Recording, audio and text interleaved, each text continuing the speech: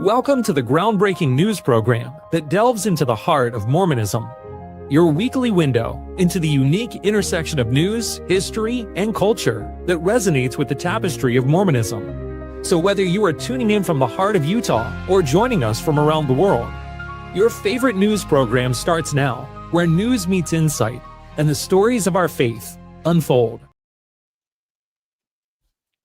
Good evening, everyone. This is the Mormon Newscast. I'm Radio Free Mormon. I'll be anchoring tonight's show. We're joined, of course, by my able compañera and compañero, Rebecca Biblioteca and Bill Reel. How are you this evening? Starting with Rebecca. I missed you guys. We have been off a week and it just, something was missing, even though it was Memorial Day and we were all out having fun. I missed you guys. Well, that's very, very nice. Thank you. Thank you so much for saying that. Bill? I noticed that you didn't say it back, and Look, that's okay. Some things shouldn't have to be said. Okay. So, Bill, what did you miss us guys too? I missed you guys. I had a little trip and the week off was great. Had a great time, but I'm glad to be back here for the newscast and to pick up where we left off. Well, we've got some sensational stories for you tonight. Can I see what the list is of those stories, Bill? Top stories. Sorry about that. That's we go. Okay, that was the thumbnail right there. Yep. Okay. But the top stories are: number one, BYU quarterback sacked with sexual assault allegation. I think Bill Reel will be covering that story. He's our man in sports. Utah judge under fire. I'll be taking that story. The Fairview Temple update and more. Who could that be? Is it Rebecca? Yes. LDS tank top garments catching fire. I've got a good bet on that one. Is that you too, Rebecca?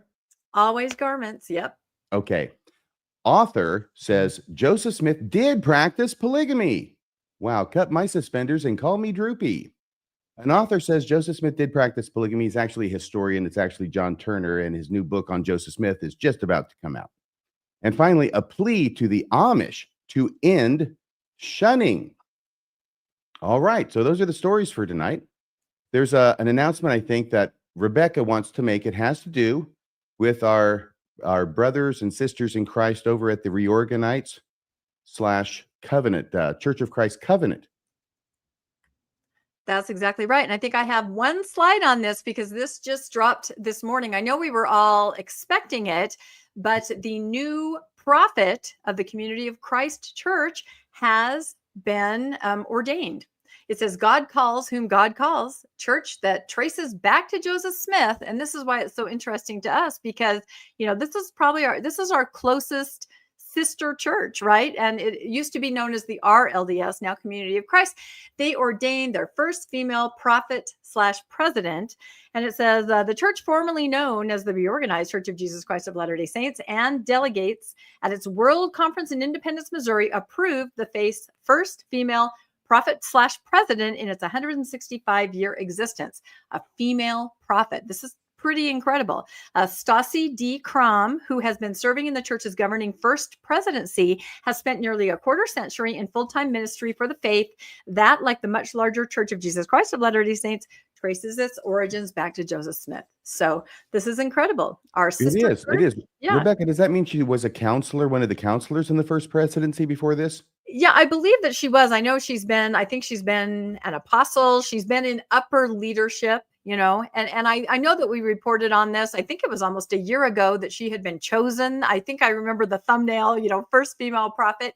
It was right around the time that the church bought the Kirtland Temple, wasn't it? That's exactly right. And she was kind of in on that decision, which was a little bit controversial behind the scenes, exactly what was happening. But, she has a vision going forward, I think, for Community of Christ.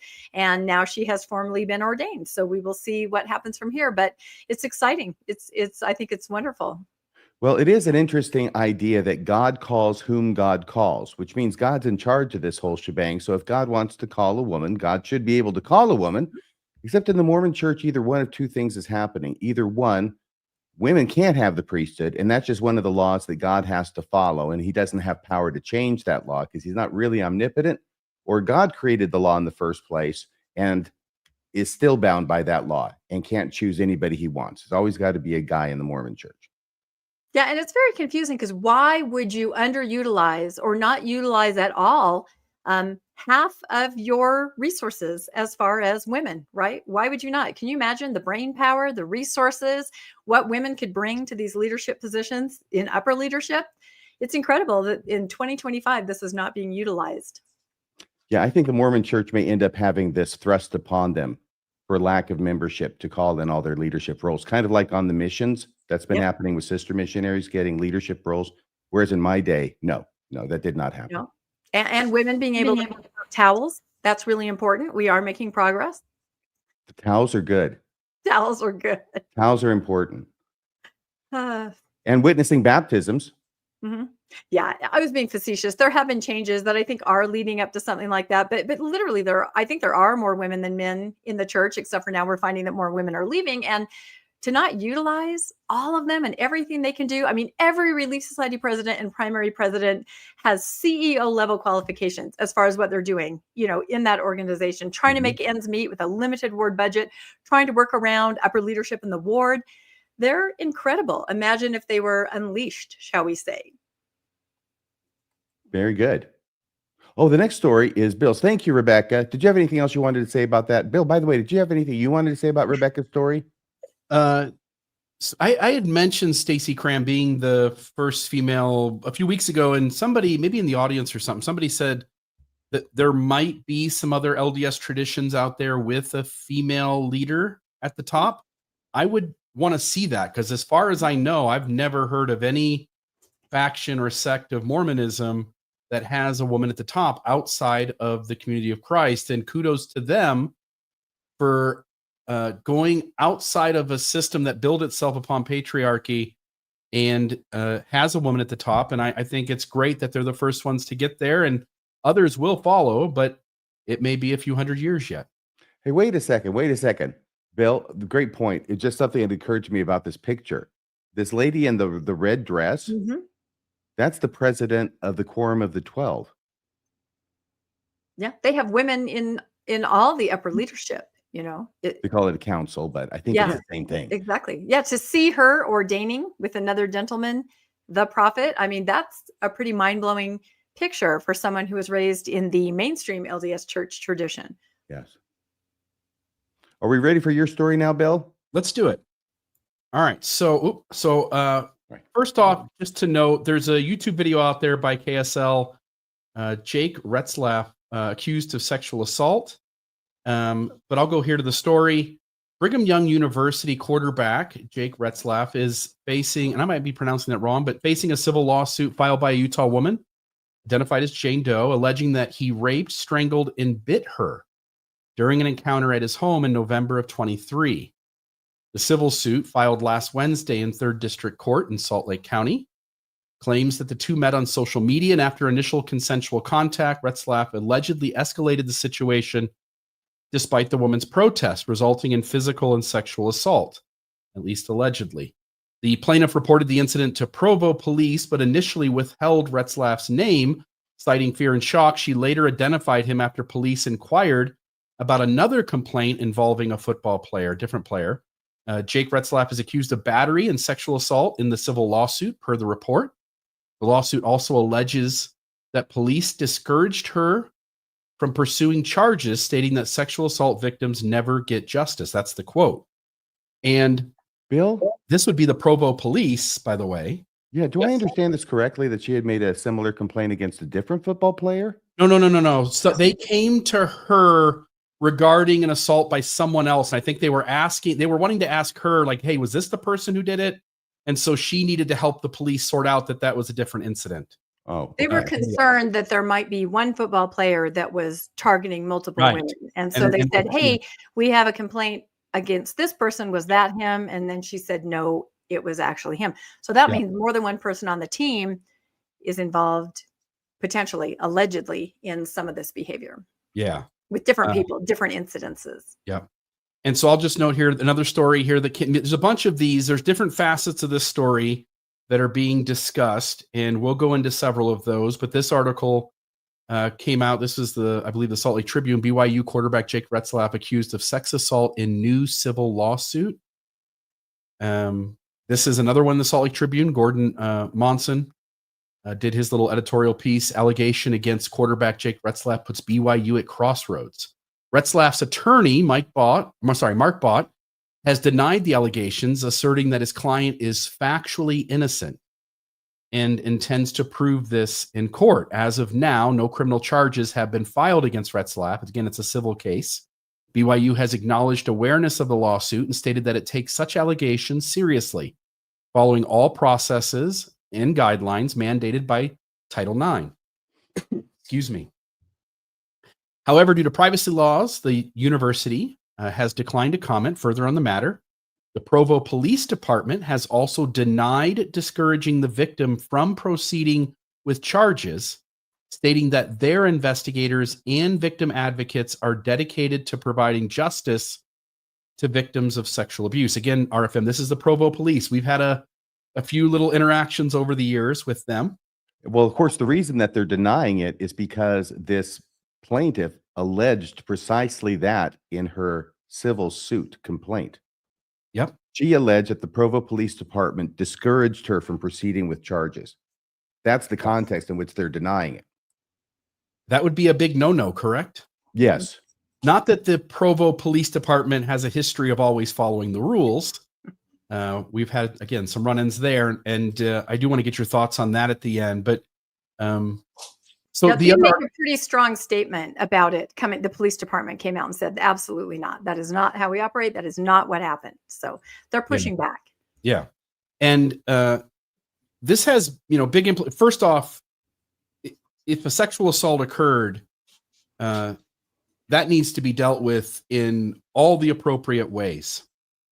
But you're in this space where an allegation's been made. We live in a country where you're innocent until proven guilty. But there are now other ramifications, both with the sexual assault and just premarital sex when it comes to BYU. So the Salt Lake Tribune has this article: if BYU quarterback Jake Retzlaff doesn't play, who is waiting to replace him? The situation places BYU in a challenging position, as the university must balance its commitment to student safety and adherence to its honor code, which we'll get to in a moment, with the presumption of innocence for the accused. Now, I don't know that the church always, on the honor code stuff, always starts off with you're innocent until proven guilty and only if we have clear-cut evidence.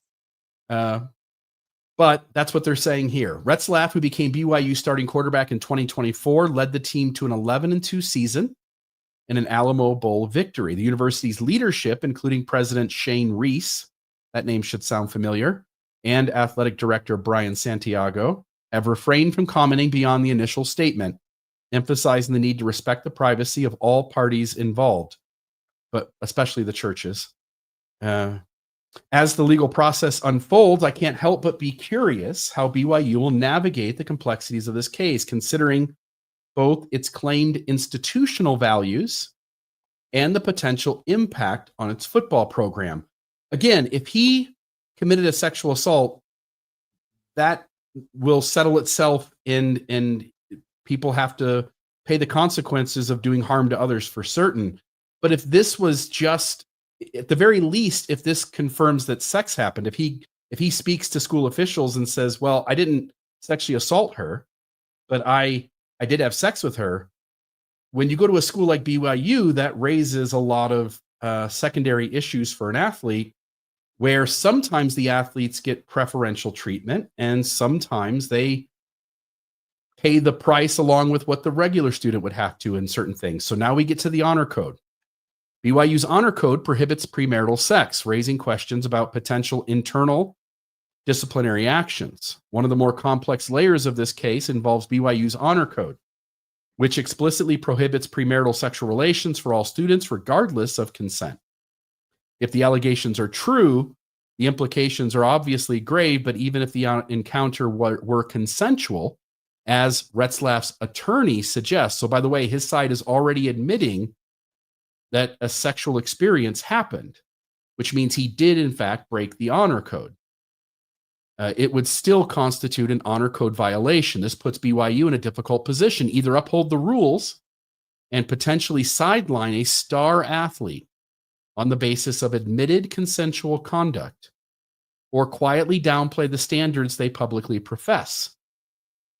In high-profile cases like this, the honor code often becomes less a moral compass and more a political tightrope.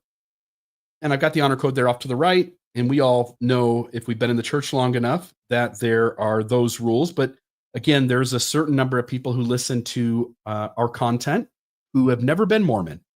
And so at least should be worth noting that Brigham Young University, the church-owned college, its primary college institution, has an honor code that every student has to agree to, whether members or non-members. While athletes do seem to get to play a little more in some gray area, the church does claim that it upholds these standards to all students. And we should note that there are other things that come into play here that are separate from this case. So and again, I'm just saying this for the benefit of those who have never been Mormon, if you go to Brigham Young University as a believing Mormon and you lose your faith somewhere along the way, and the school and church learn about that, the school kicks you out, takes away all of your credit hours, and you essentially have to start college all over again. Imagine you're born into the Mormon faith, you're now a 20-year-old adult, and your brain tells you that the evidence is insurmountable against the church's truth claims.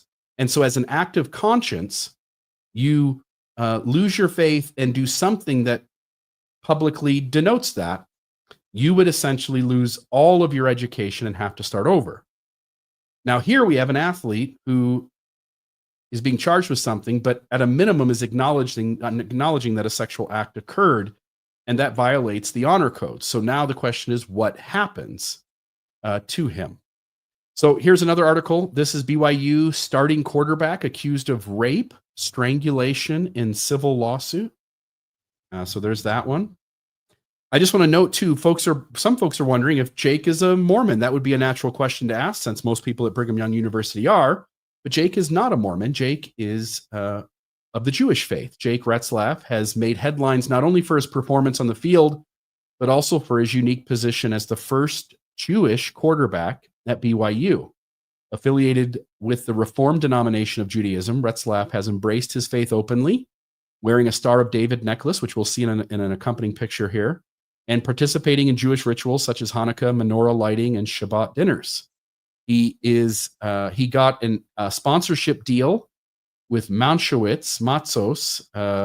That is the first Jewish food being sponsored by an athlete. And I was trying to get those guys to sponsor Mormonism Live, Bill. Dang it. Yeah, that's going to be slim to none now. They're probably not going to be sponsoring him much longer either. He probably won't be their advertisement. So BYU, BYU star Jewish quarterback Jake Retzlaff, this was an article from a while back, had scored a sponsorship deal with Monschwitz. Retzlaff is the first athlete to reach a deal with the iconic Jewish food brand. So there's that. I just want to note this picture shows him wearing that Jewish star necklace. And this was in the AISH. That's a Jewish periodical online. So there's that article. I want to note that there was lots of merchandise in this guy's name. I mean, he really is a popular athlete at the school. He's the star quarterback, and BYU has high hopes this year, coming off an 11-2 season. They feel like they've gotten better, and now they may be without their star quarterback, who may or may not have made a really unhealthy, bad, abusive decision. So there's merchandise showing that. And then, Rebecca, you brought this to my attention earlier today, but I'll end on this. This is just to note a similar thing, not in terms of sexual assault, but in terms of acknowledged consensual sex as an athlete at BYU, and what's become a cautionary tale about collision between personal freedom and institutional control. Former BYU basketball star Brandon Davies saw his promising college career and potentially his NBA future sideswiped by an honor code violation. In 2011, Davies was suspended during the Cougars' best season in decades. He played back with, was it Jimmer Fredette? Jimmer, yeah. He was the teammate of Jimmer Fredette back when BYU was playing really great basketball. after admitting to having consensual sex with his girlfriend, a violation of BYU's strict no premarital sex policy. At the time, BYU was ranked 3rd in the nation and heading into the NCAA tournament with momentum and national attention. The suspension not only cost the team its chemistry and potential Final Four run, but it also put a public scarlet letter on Davies, raising concerns for scouts and executives about his character. Now, I find that sort of hard to believe, only because if anybody knows the world of NBA basketball, those players travel all around town to town, and I won't say everyone, but a lot of NBA athletes are promiscuous or have lots of relationships all across the country as they play basketball all over the place. And there's been lots of conversation in the news about those kinds of things going on. So, well, if I can just interject, I kind of looked into that too, because I saw several articles that said, no, he is not guilty of a crime. And this is the thing, other people don't understand. It's simply sex, consensual with a girlfriend, that he's dismissed. When you hear an athlete's been dismissed from a school, it's got to be crime. It's got to be assault. It's got to be something extremely serious. So people did not understand. They finally came to understand this is kind of when the honor code kind of burst on the scene and people went, wow, we admire you for sticking to this. But he had to defend himself over and over. It was just sex with my girlfriend. It was kind of like a red flag. People thought there must have been something more, which I think is what it means by sidelined. You're having to explain this to people that have no understanding that, yes, it literally can just be consensual sex that gets you kicked out of the university. Right. He's not in trouble for committing a crime, but for being honest about a private relationship. While Davies eventually clawed his way back into the NBA, he had to do it the hard way, going undrafted, bouncing through summer leagues, 10-day contracts in G League rosters. Many analysts believed his trajectory was unfairly hampered. Had he played at nearly any other Division I school, his personal life would have stayed personal, and his draft stock likely would have reflected his performance, not his compliance with religious code. For athletes weighing offers from faith-based universities, Davies' story is a stark reminder that off-court policies can sometimes play a bigger role in your future than what you do on the court. So again, I'll just note, for the athletes out there who are attending Mormon schools and quietly having consensual sex with their girlfriends, you run a really high risk of, if you get caught, the church could literally end your hopes of a professional career on consensual sex with your girlfriend. So it is something that I think every athlete who signs up at the church's universities would need to consider. And I think that's the last slide. Let me just double check. Yes, that's the last slide. I can't really comment much on the story because we don't know what happened, and it has to see its way through the court system. But I think often in these spaces, athletes have a sense of privilege, and these things, abuse and harm, happen from time to time. And I hope that whatever happened between the two of them, that it gets sorted out in a way that brings justice to whatever issues occurred, and that if innocent, found innocent, if guilty, found guilty, that all works itself out in a way that's helpful to those who have been hurt in the process. So anything from you guys? Yeah, I can comment definitely, generally on athletes at BYU. And I will say, as I remembered this Brandon Davies story and said, we should talk about this, I looked into it further, and I did not realize this happened during March Madness. The following August, he was reinstated and finished his career at BYU. This would not happen with someone else that was kicked out of school for having sex. You would not get back in. In fact, as you mentioned, Bill, and I'm speaking from someone who was a student at BYU all the way through my master's, and then someone who worked on campus for a decade. So I'm very familiar. There are many things that will get you kicked out. Like you said, changing your faith, not paying tithing. They can take away your credits and not let you graduate, right? Same-sex romantic behavior, holding hands on campus. There are so many different things like that. And simply being in an apartment alone with someone of the opposite sex. It's not even that he had to have had sex and admit, like his lawyer is saying, yes, this happened, although, then there's questions of the details, consensual or not.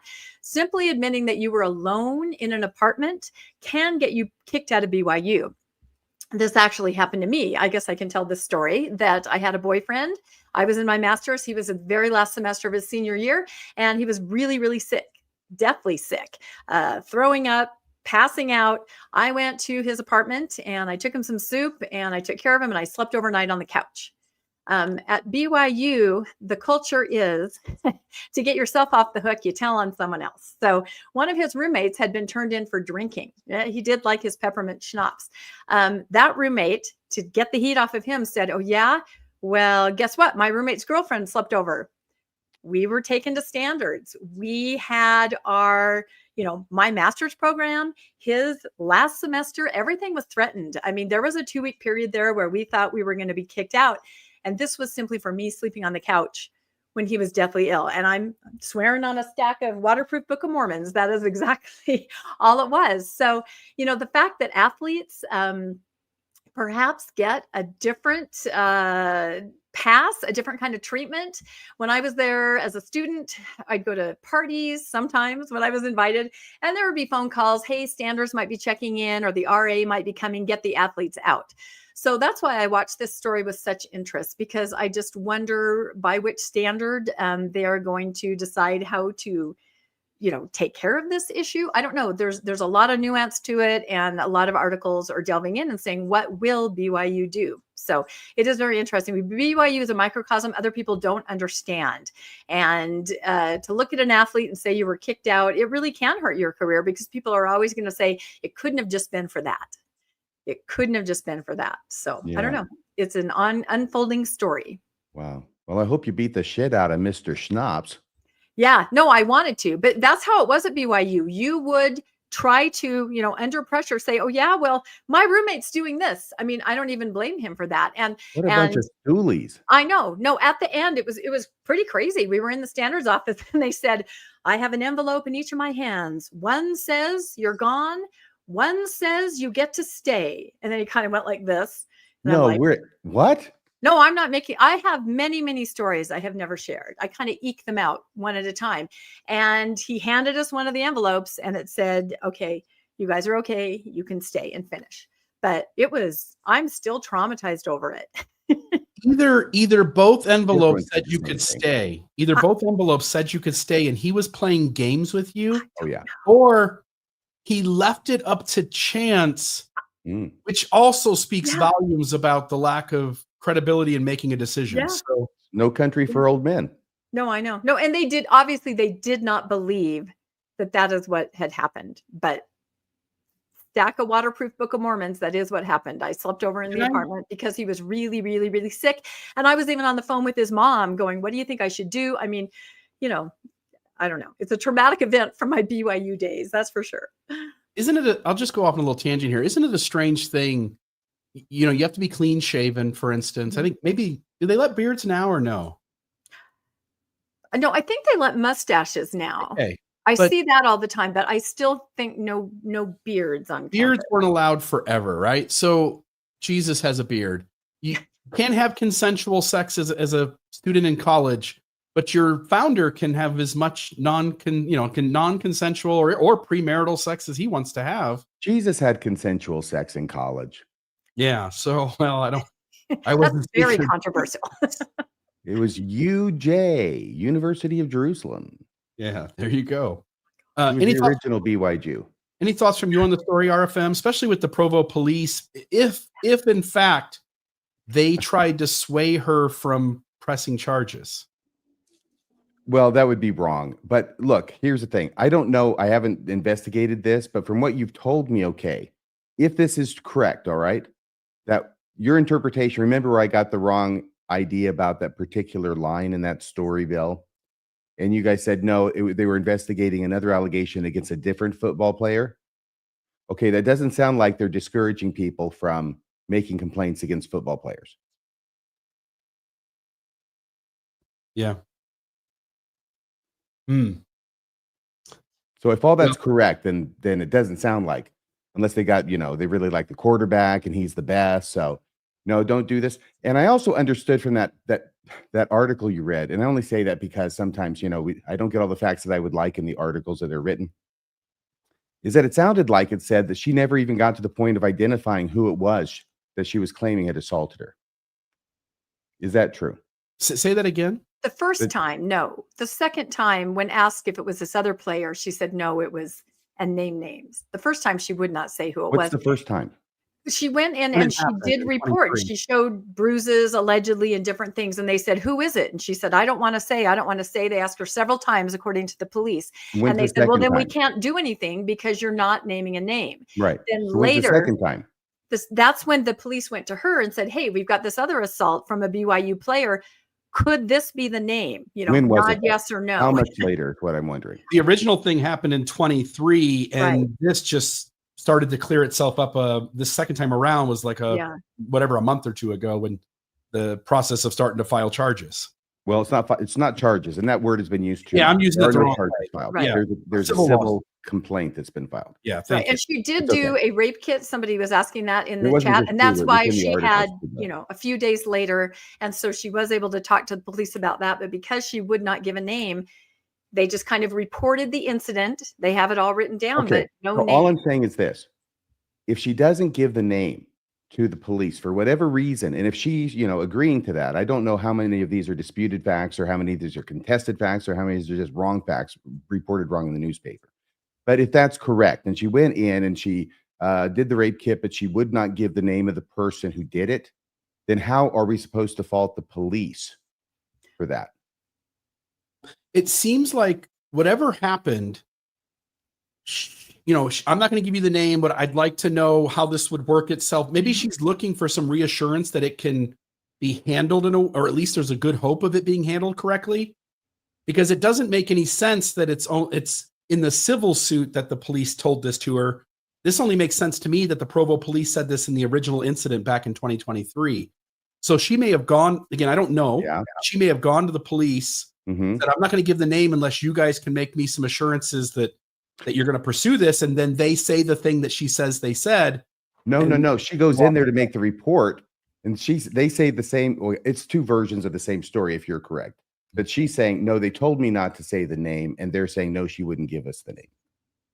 Yeah, Well, and I'm not saying that. She might have withheld the name and only was willing to give it had they said something different than the answer they gave her, which was that you're probably not worth doing this because it's not going to work out well for you.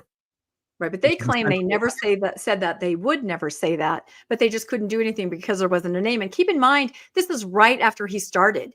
This is November of 2024-3. I mean, he had, I think she may have known what this would do. You know what I mean? This is huge. This is a big thing. The other thing I wanted to bring up is I thought, I wonder if the church is Curtin McConkie representing him, as his lawyer. I looked into that. It's a big lawyer, Hollywood lawyer. Sure. He's done huge athlete assault cases. So his family or whoever has called in the big guns for this, people that have dealt with this before. Sure. And remember too, I mean, there's another story here. Remember AJ Dybansta. So now that you have the name, image, likeness, where you can get paid millions of dollars by the school, how does it work? Let's just take a hypothetical. AJ Dybansta got, I think, $8 million, $7 million, something like that. Now, let's say in his freshman year, he's sexually active with his girlfriend, and it gets public. If the church punishes him, not only do they lose their very best basketball player and all hopes of a good season, do they get paid back the $8 million, or do they have to just let him walk? And if my hunch would be that he gets to keep the cash, and if he does get to keep the cash because they're the ones who, got rid of him for whatever. Now, what kind of impetus is there on BYU to go, well, let's just not handle this the right way? Because not only will we have a losing season instead of a winning one, but we'll also be out $7 or $8 million. Well, my expectation is that such an eventuality, which seems pretty reasonable and able to be predicted, was in the contract. Yeah, and this And will if not, it certainly will be in the next one. Yeah, this will happen. There's no doubt that this quarterback is getting paid millions of dollars with name, image, likeness as well. You got to give it all back. If you screw up on the rules, then it's on you, pal. And it's all going to be in several paragraphs. It's going to be nailed down, I'm sure. 6 ways to Sunday. By the way, the reason I'm fighting against this idea about the Provo police even though I've had my own run-ins with him. Okay. The reason that I'm fighting against it so hard is because it would be such an astonishingly bad thing for police to do what she's alleging they did. And every now and again, and I'm thinking of something in particular, and I don't need to share it with you, I have heard of outrageous allegations against law enforcement that my first impulse is I can't believe that that would happen. And then I end up finding out it actually did. So I know that it can. It's just that it's an astonishing allegation. And if they did that, then there needs to be some real people losing their job. The athletes, I've heard on numerous occasions, the athletes get preferential treatment. The I'm sure. police turn a blind eye to the drinking and the ruckus, that noise that happens in those dorms. And again, you've already had run-ins with how they handle information, how they utilize the police department to accomplish the work of the church, blending the public sector with religious-based institution. And I'm with you, RFM. I'll give the benefit of the doubt, but it wouldn't surprise me one bit if they tried to protect their star athletes. It would surprise me if this is not protecting in sense of, oh, you're drinking. Okay, well, just keep it down and knock it off. Okay. This is overlooking an allegation of a felony, of a rape. Okay. That would surprise me. But supposedly they said this to her without knowing it was such a high profile athlete. And what they did say allegedly was, you know what, you don't get much justice for sexual assault. So really there's no point to pursue it. That's what she claims they said. She's claiming that they said that without even knowing it was the quarterback. Without even knowing the profile of the player. Exactly. And they made a very strong statement that I did a short about where they said, absolutely not. We have a victim, response team. We always follow through as we can. In this case, there was no name. So, but there is another player in this, no pun intended, that someone in the chat brought up, and that is the booster and the booster's checkbook. I feel that that's a big part of it too. They are the ones paying the money. NIL is, it's not from the church. It's not from the university. And how much pull and sway do they have on their 7 million that their organization forked over to get, for example, the notable basketball player, and so there's just so much to this. It's going to be really interesting to follow. It should be noted, the police did know it was a football player because they came back to her on the other incident. So I can imagine she said it's a very important player on the team, just didn't name the person, but the police did know it was an athlete and may have known it was a star athlete.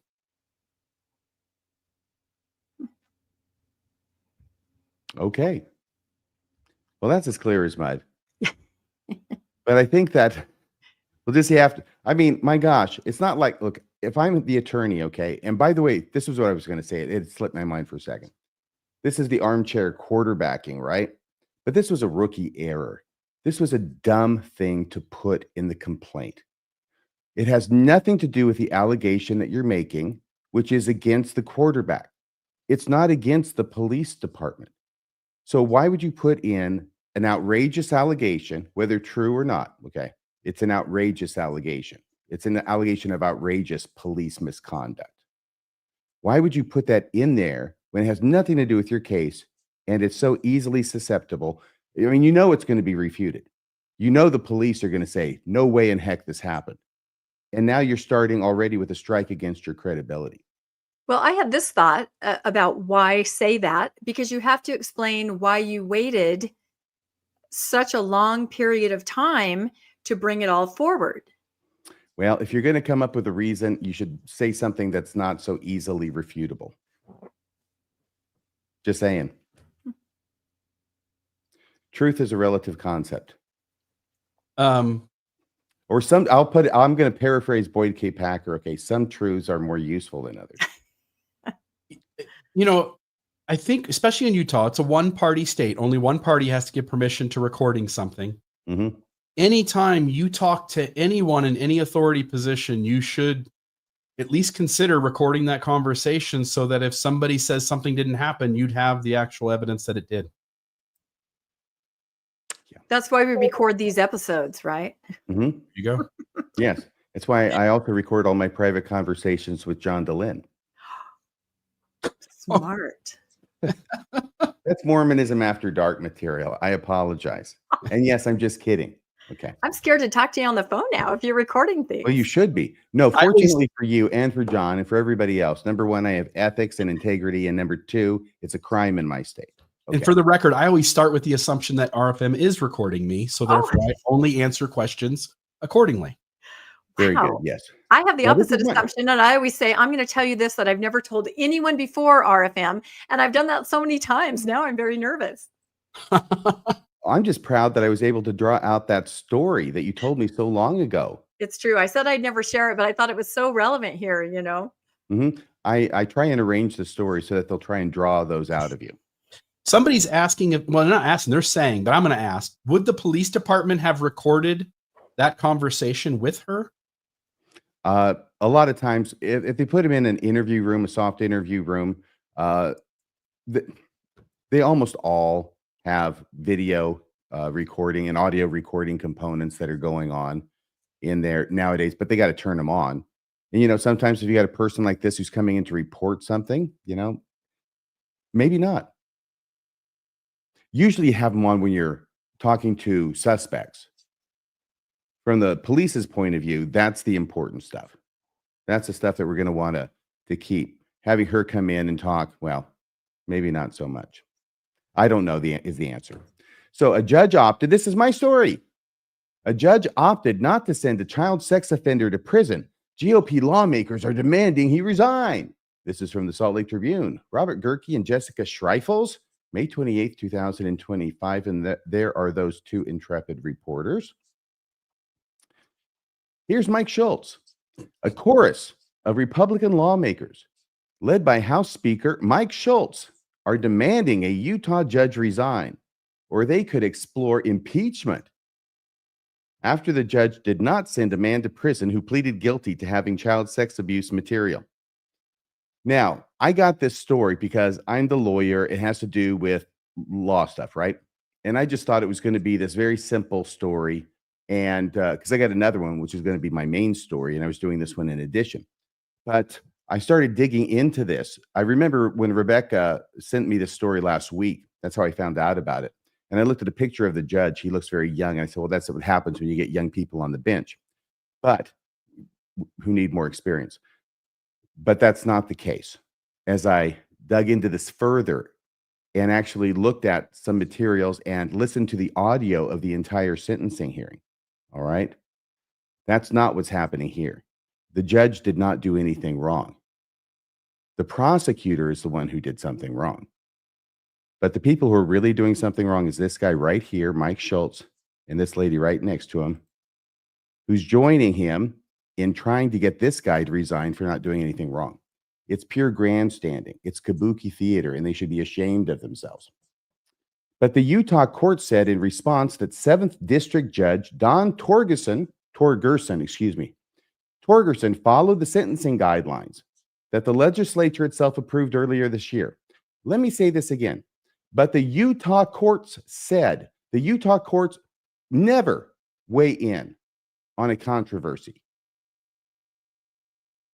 But they did here. That's how significant this is that they said anything. And what they said was, and the reason they're saying it is because KSL, who originally reported on this story, left out incredibly important details that totally managed to skew it and make it look like the judge did something wrong when he didn't do anything wrong. Okay, so I'm going to say this again, but the Utah court said in response that 7th District Judge Don Torgerson followed the sentencing guidelines that the legislature itself approved earlier this year. Mike Schultz, this guy right there, he approved the legislation and the guidelines, the sentencing guidelines that were used by this judge in sentencing that guy, and now he's complaining about it. All right. Last week, Torgerson, that's the judge, sentenced the 22-year-old Maine man. He was 20 years old at the time this was going on. The guy was, it's been 2 years. to 112 days in jail, which he had already served, plus 4 years probation for possessing child sex abuse material. During the sentencing hearing, Torgerson twice mentioned the defendant's privilege, including when the judge told him that 112 days in jail was a lot of jail time for someone your age who comes from some level of privilege. Okay, judges say stuff all the time, and I would hate to be in a position where I'm saying stuff all the time and being recorded or saying it live, and then have somebody take something I said that was inartful and then use it against me. But I think that's what's going on here. Because what's really going on here, let me just tell you this, okay, everybody? I had to figure this thing out because it's not obvious from the reporting. But what's going on there in Utah is the same thing that goes on here in Washington. And let me just describe what we have in Washington, okay? If you get convicted of a sex offense, especially a child sex offense, okay, you can either go to prison for a really long time, or under certain circumstances, you can take advantage of a law that is called a SOSA, S-S-O-S-A, Special Sex Offender Sentencing Alternative.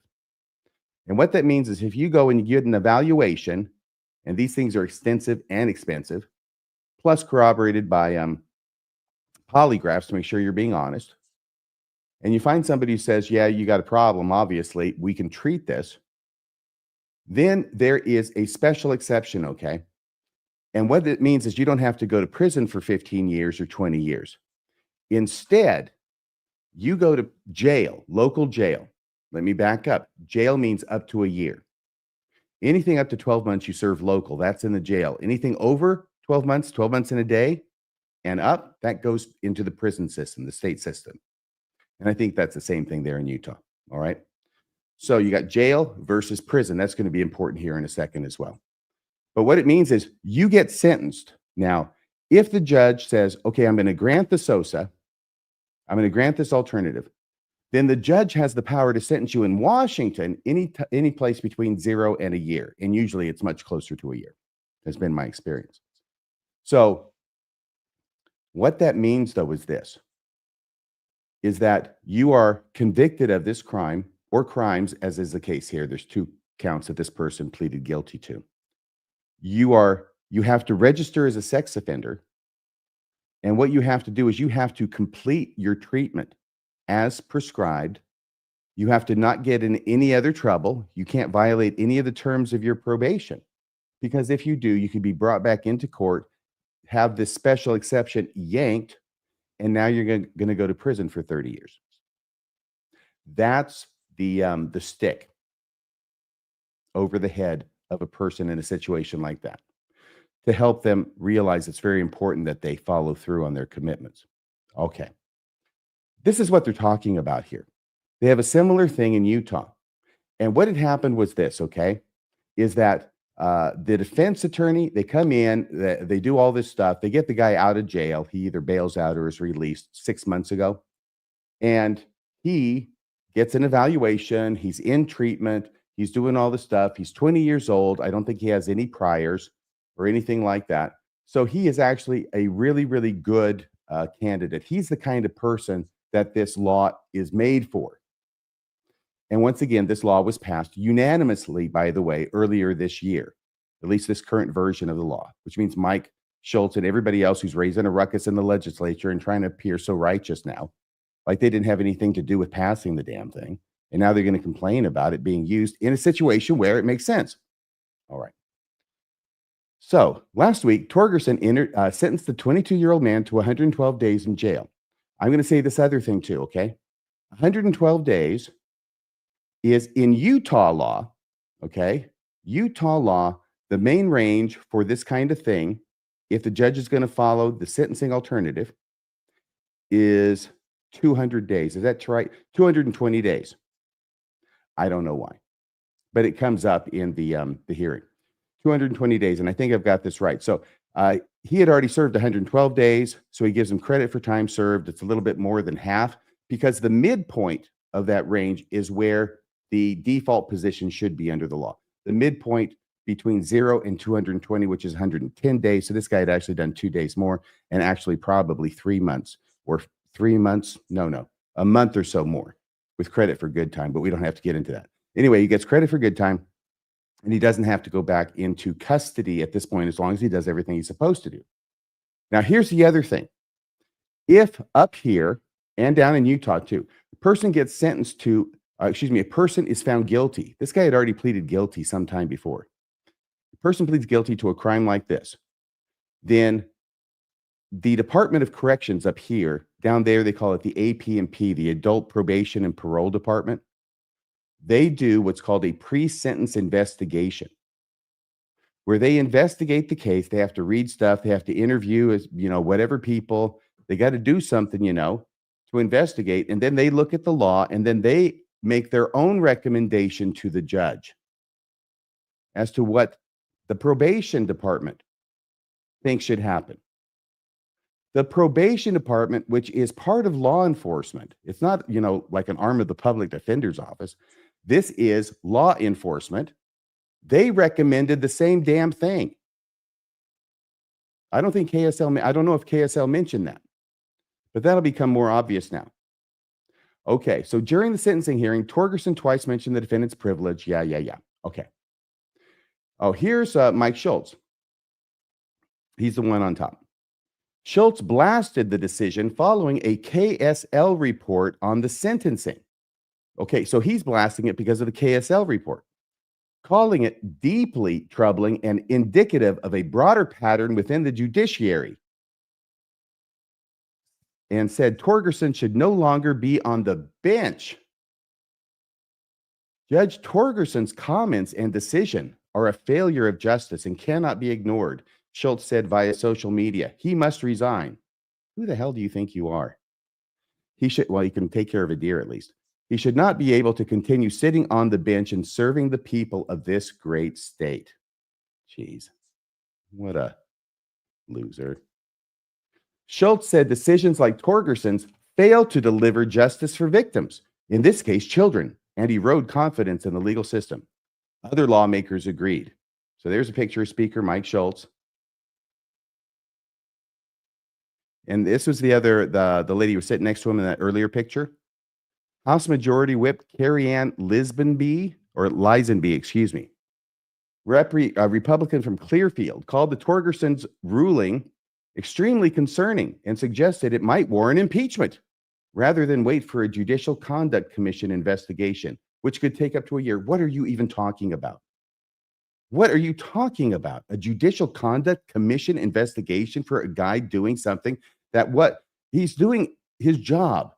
The judge has discretion to do a lot of different things, and this isn't even a remarkable use of his discretion.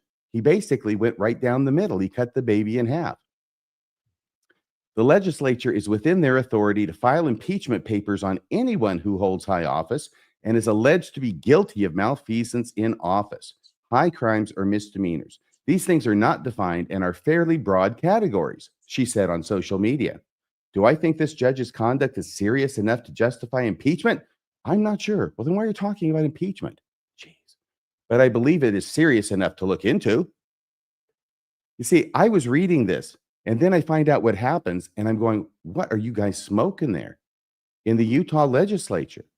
They're crazy. It's like they don't even know what the hell they're talking about. And it's one thing to not know what you're talking about, but it's another thing to start condemning a judge for doing his job and talking about impeachment when these are the guys who are totally wrong on the issue, and they're the ones who passed this thing in the first place. Any comments before I go on, Bill or Rebecca? No, I'm just glad that you thoroughly went through it, because there are so many articles and all of them extremely negative toward this judge. So you kind of read through it, but without the trained eye that you have, you're like, yeah, he must have done something. So your spin is really different from everything else that we're reading in the media. I think mine's I'm trying to be as factual as I possibly can. By the way, Bill, in case you don't know, there's a slide in the couple from here where I actually have the audio, and there's 2 timestamps, but there's a link which will need to be clicked, and then So just remember that. Thanks for reminding me, Rebecca. I believe it's serious enough to look into. The Administrative Office of the Courts. Now, that's the state office of the courts. This is the people who don't talk about this kind of stuff very often. That's why it's remarkable. said in a statement Wednesday that Torgerson's sentence squarely aligned with the guidelines from the Utah Sentencing Commission, which were approved by the legislature earlier this year. It also accused KSL of omitting several relevant and important facts in its original reporting. The limited quotes provided by KSL are without context and should not be the sole basis for any conclusion. The statement ends. There's a picture of KSL. The judiciary is committed. This is a continuation, I believe, of the same statement. The judiciary is committed to transparency and encourage anyone who has questions about the sentence to listen to the entire audio recording of the sentencing hearing. And they provided a link, and so I did. KSL did not immediately respond to a request for comment. Wonder what they're going to say about this.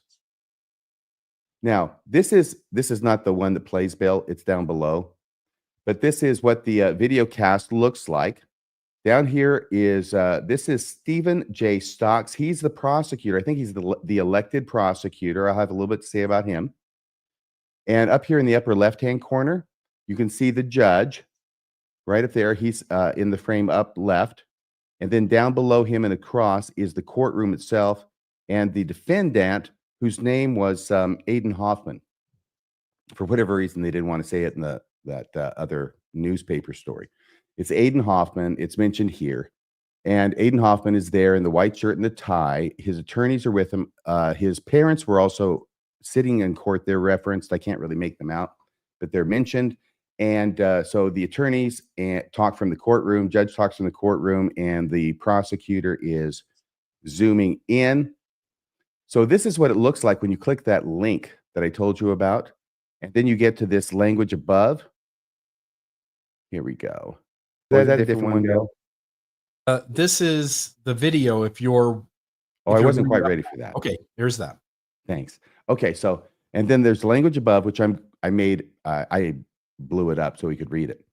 And then the video cast below. Here's what it says, okay? This is on the Utah Court System website.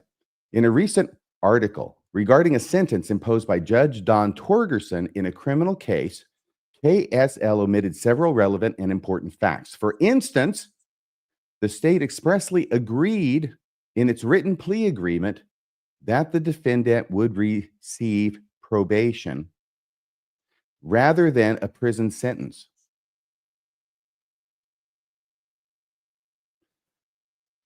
I've got to say that again. For instance, the state expressly agreed in its written plea agreement that the defendant would receive probation rather than a prison sentence. Now, this is going to be remarkable to you because when we're going to play a little clip of this prosecutor, he is going to, after having agreed to all this stuff, he is going to welch on the deal. He's going to try and welch out of it. This is forbidden. You don't get to agree to make a recommendation to the judge as a prosecutor or a defense attorney. It just comes up more when it's a prosecutor for whatever reason. And then signal to the judge that you're really not behind it. That kind of stuff will get it reversed very quickly.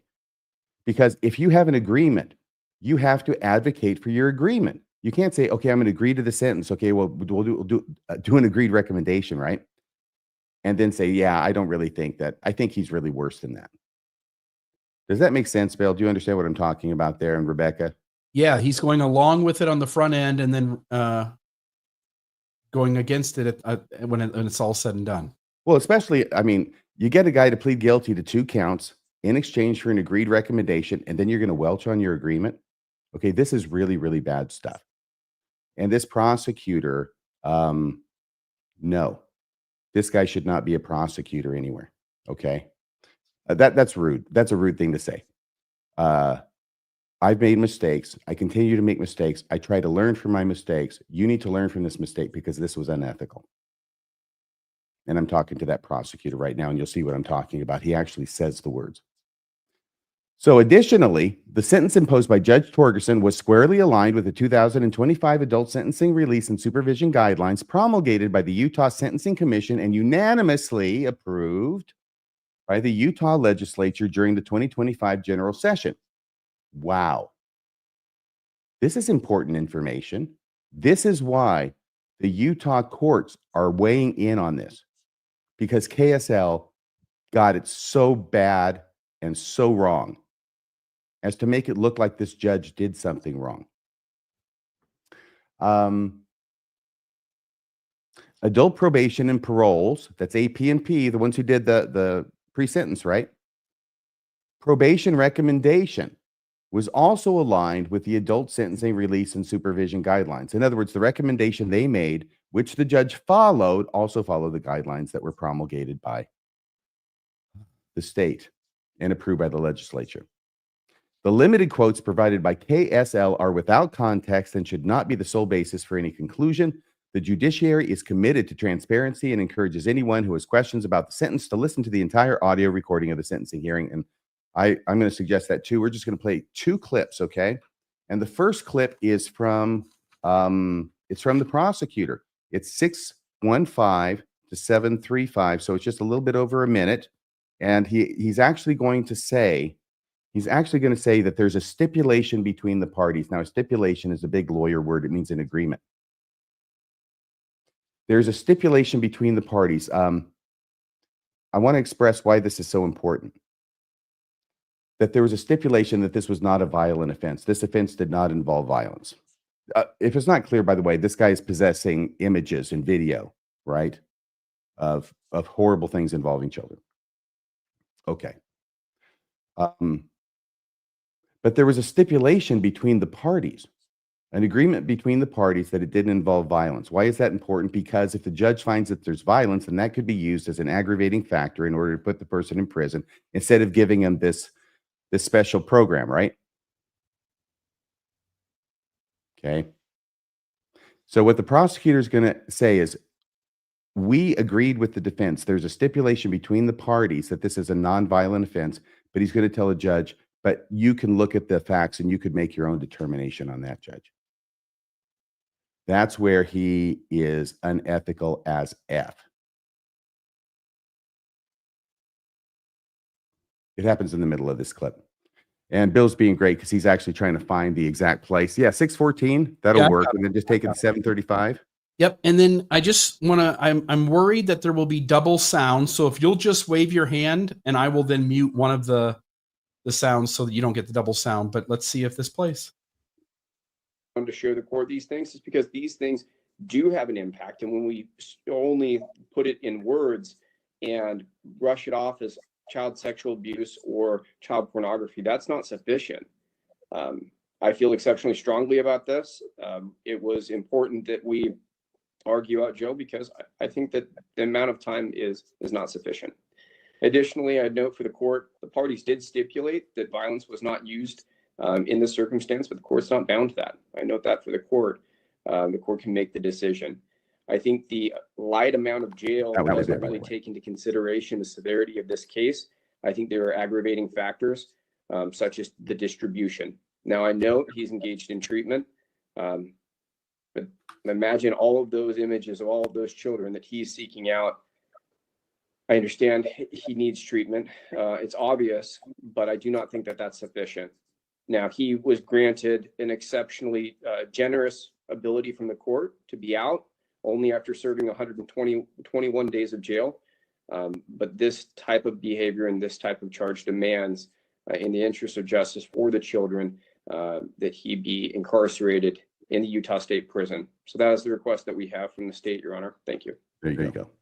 Thanks very much for that. So that's why we told the difference between jail and prison, because that's what he's saying. He says, he should go to prison. Okay. He should go to prison. And that means don't give him the benefit of this program. That's the translation.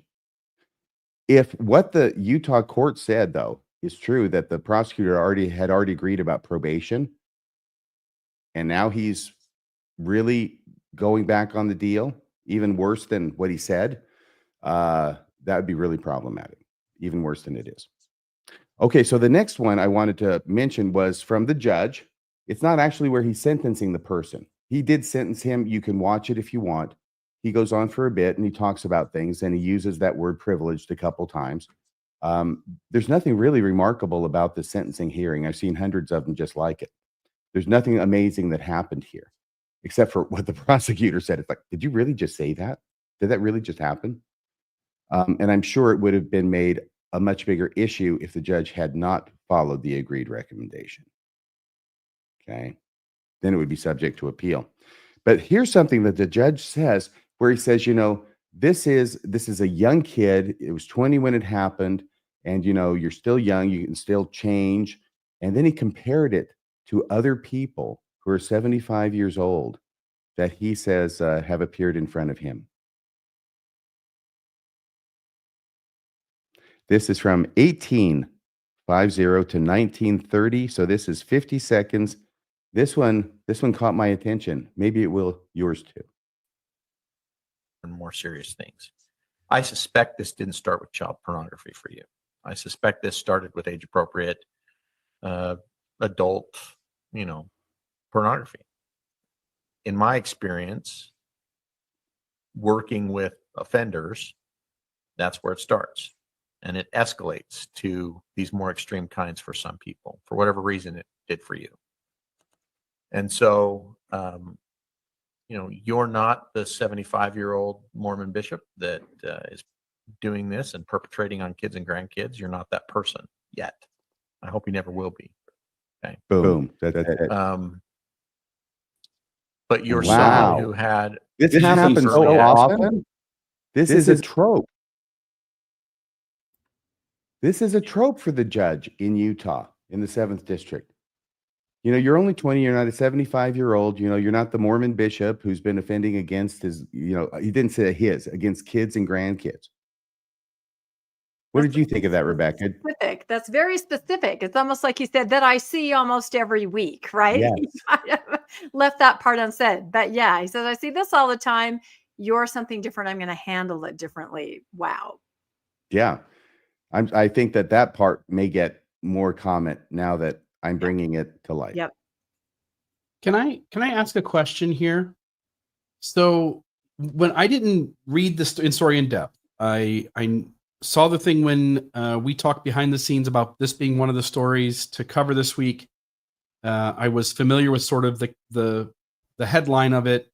When he uses the word privilege, when I saw just the headline and read like the first paragraph, what I took from it was this kid comes from a wealthy family. He's a family of privilege. And because the family has privilege, he shouldn't have to pay the price of justice that other people pay. Is that the way it's being used here? I don't think so.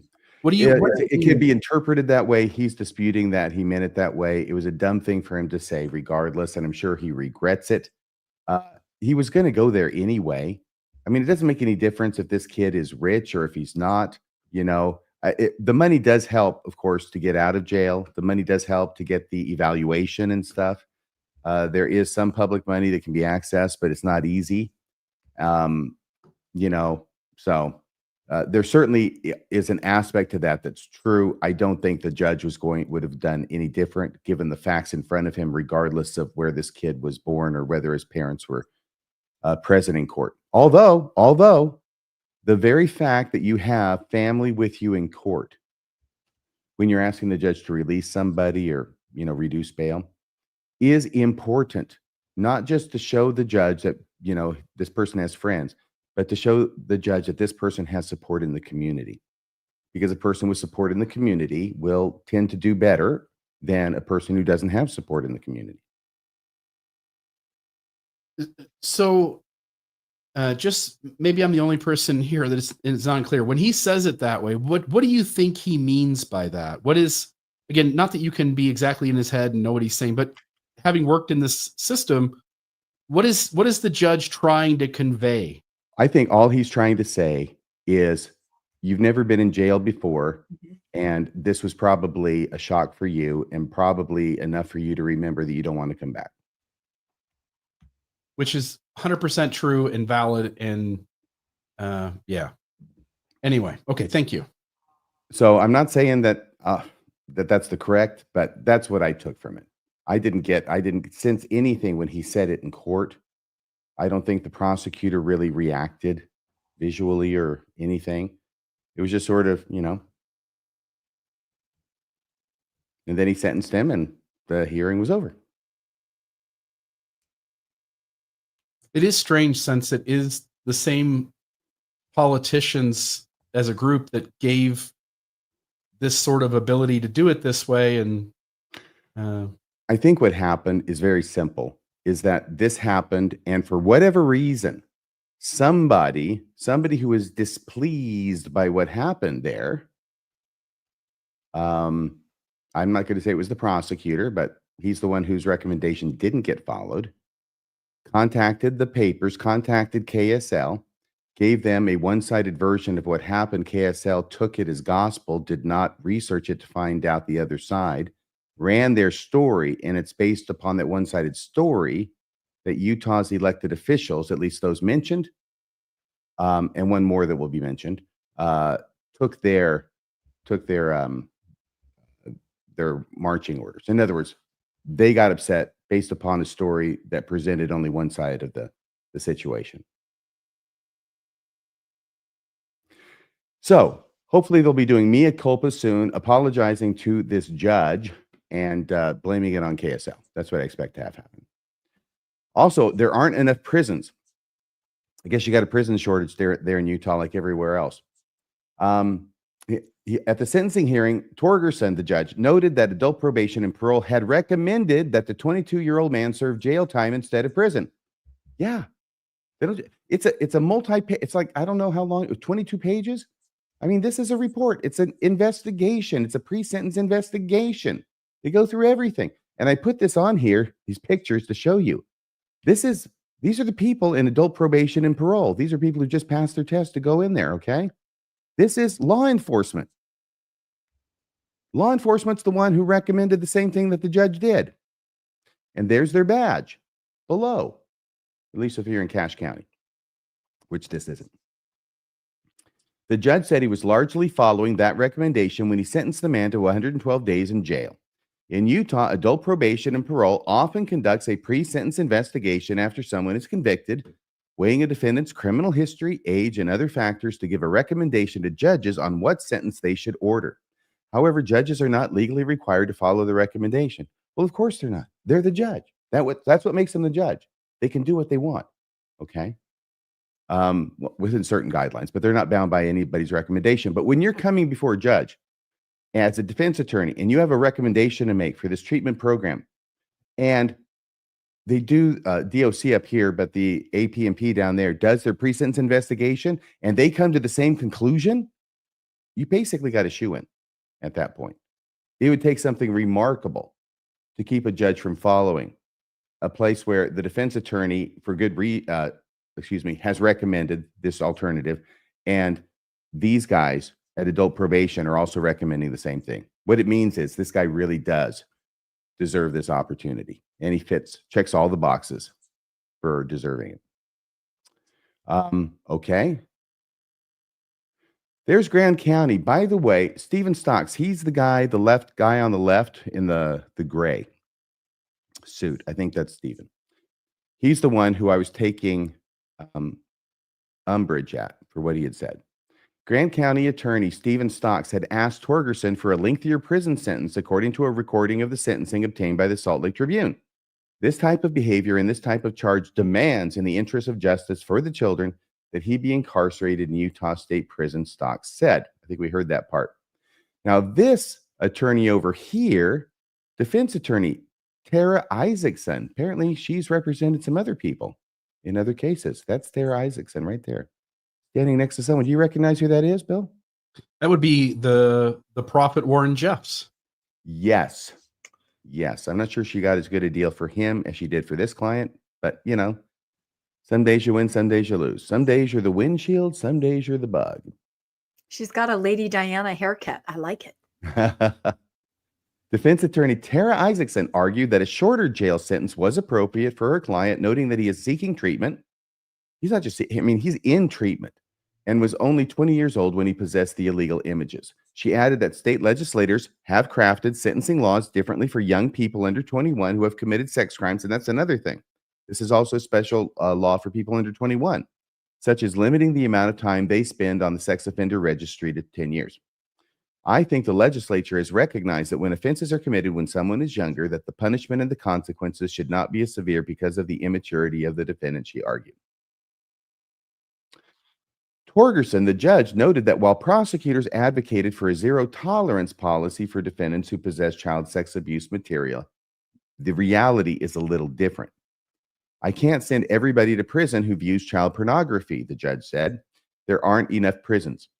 There aren't enough prisons for people who are severe, extreme viewers of child pornography, like you. And he said an awful lot of things that he really didn't have to say. And I'm not sure that all of them were super advisable, but he's the judge. He gets to say what he wants to say within limits. And I don't think he went over any limits here. And I have been in front of judges who I do think went over limits with me. And I'll tell you about that someday. Investigators with the Grand County Sheriff's Office, acting on information from the Attorney General's Internet Crimes Against Children Task Force, identified a man who had 10 files depicting children being sexually exploited, according to court records. The man had possessed the files according to charging documents while he had been house sitting for a family member who lived in Moab.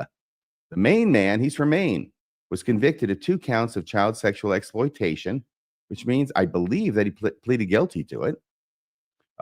You are convicted either but when you plead guilty, okay, and the judge accepts your plea. That is called a conviction, as well as when the jury comes back as guilty.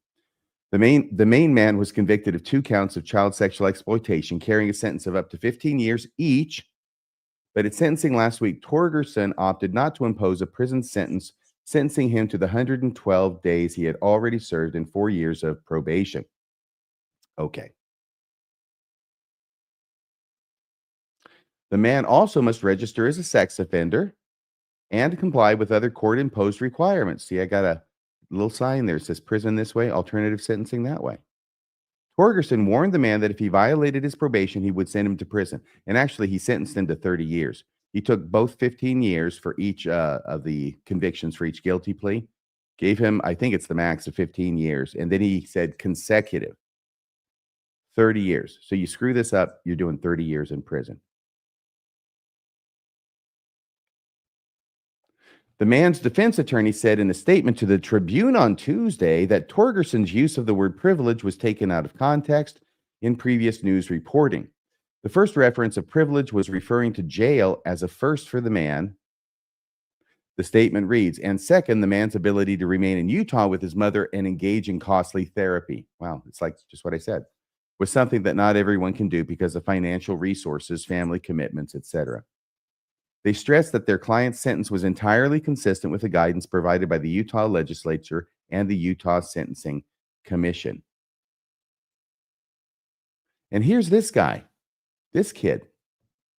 He's in your legislature. Some of you in Utah voted for this kid. He has the distinction of being the youngest kid ever voted in. Representative Tyler Clancy, a Provo Republican and police officer, said on social media that the ruling was absolutely shocking.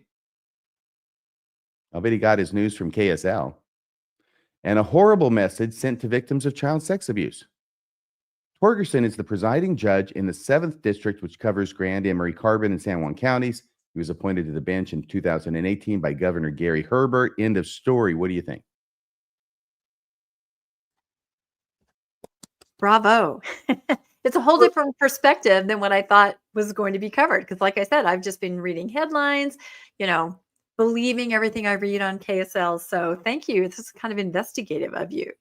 Well, this has taught me one thing. I don't follow KSL very much. I don't subscribe, but it's taught me not to take anything they say at face value. And I'll just say, RFM, that it's quite helpful that you've got this experience in the legal arena, that covering the news often includes some sort of legal case, and your ability to explain that in a way that we all can walk away going like, oh, let's get beyond the headline. Let's get the story, as Rebecca was telling us.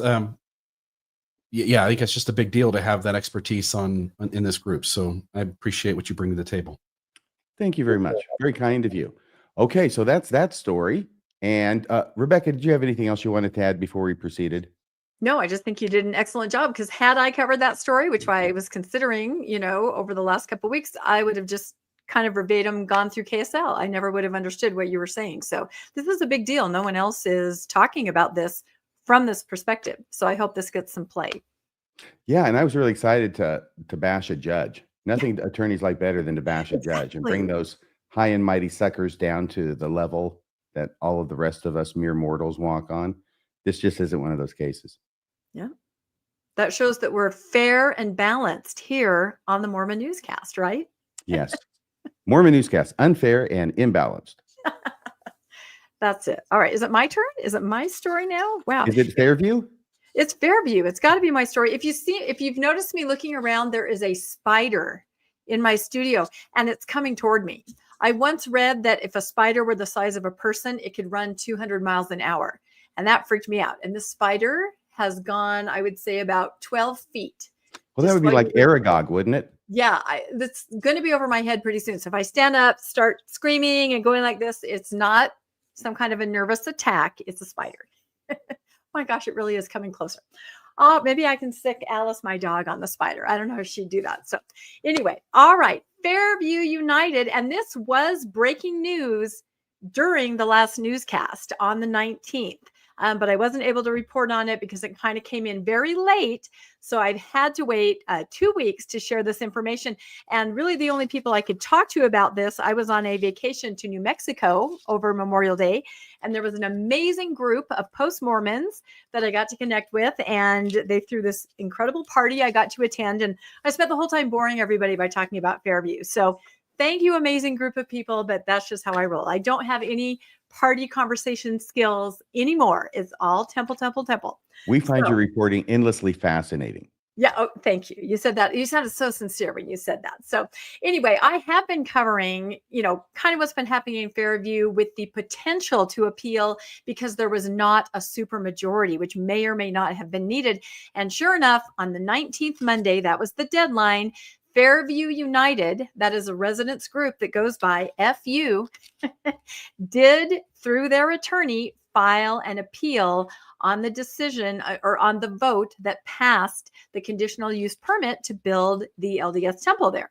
And I thought this was really good coverage here. It says, Fairview residents challenge the temple approval vote, claim the protests were diluted, attorney says. And this has to do with that 200-foot radius that we've discussed before here on the newscast. So it says Fairview approved a temple plan by a 5-2 vote, but scrutiny has arisen over procedural protest zone issues.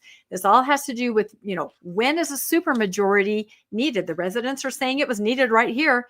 It didn't happen. Therefore, the temple was not really approved. So it says after more of a year of deliberation, the town of Fairview approved the plans.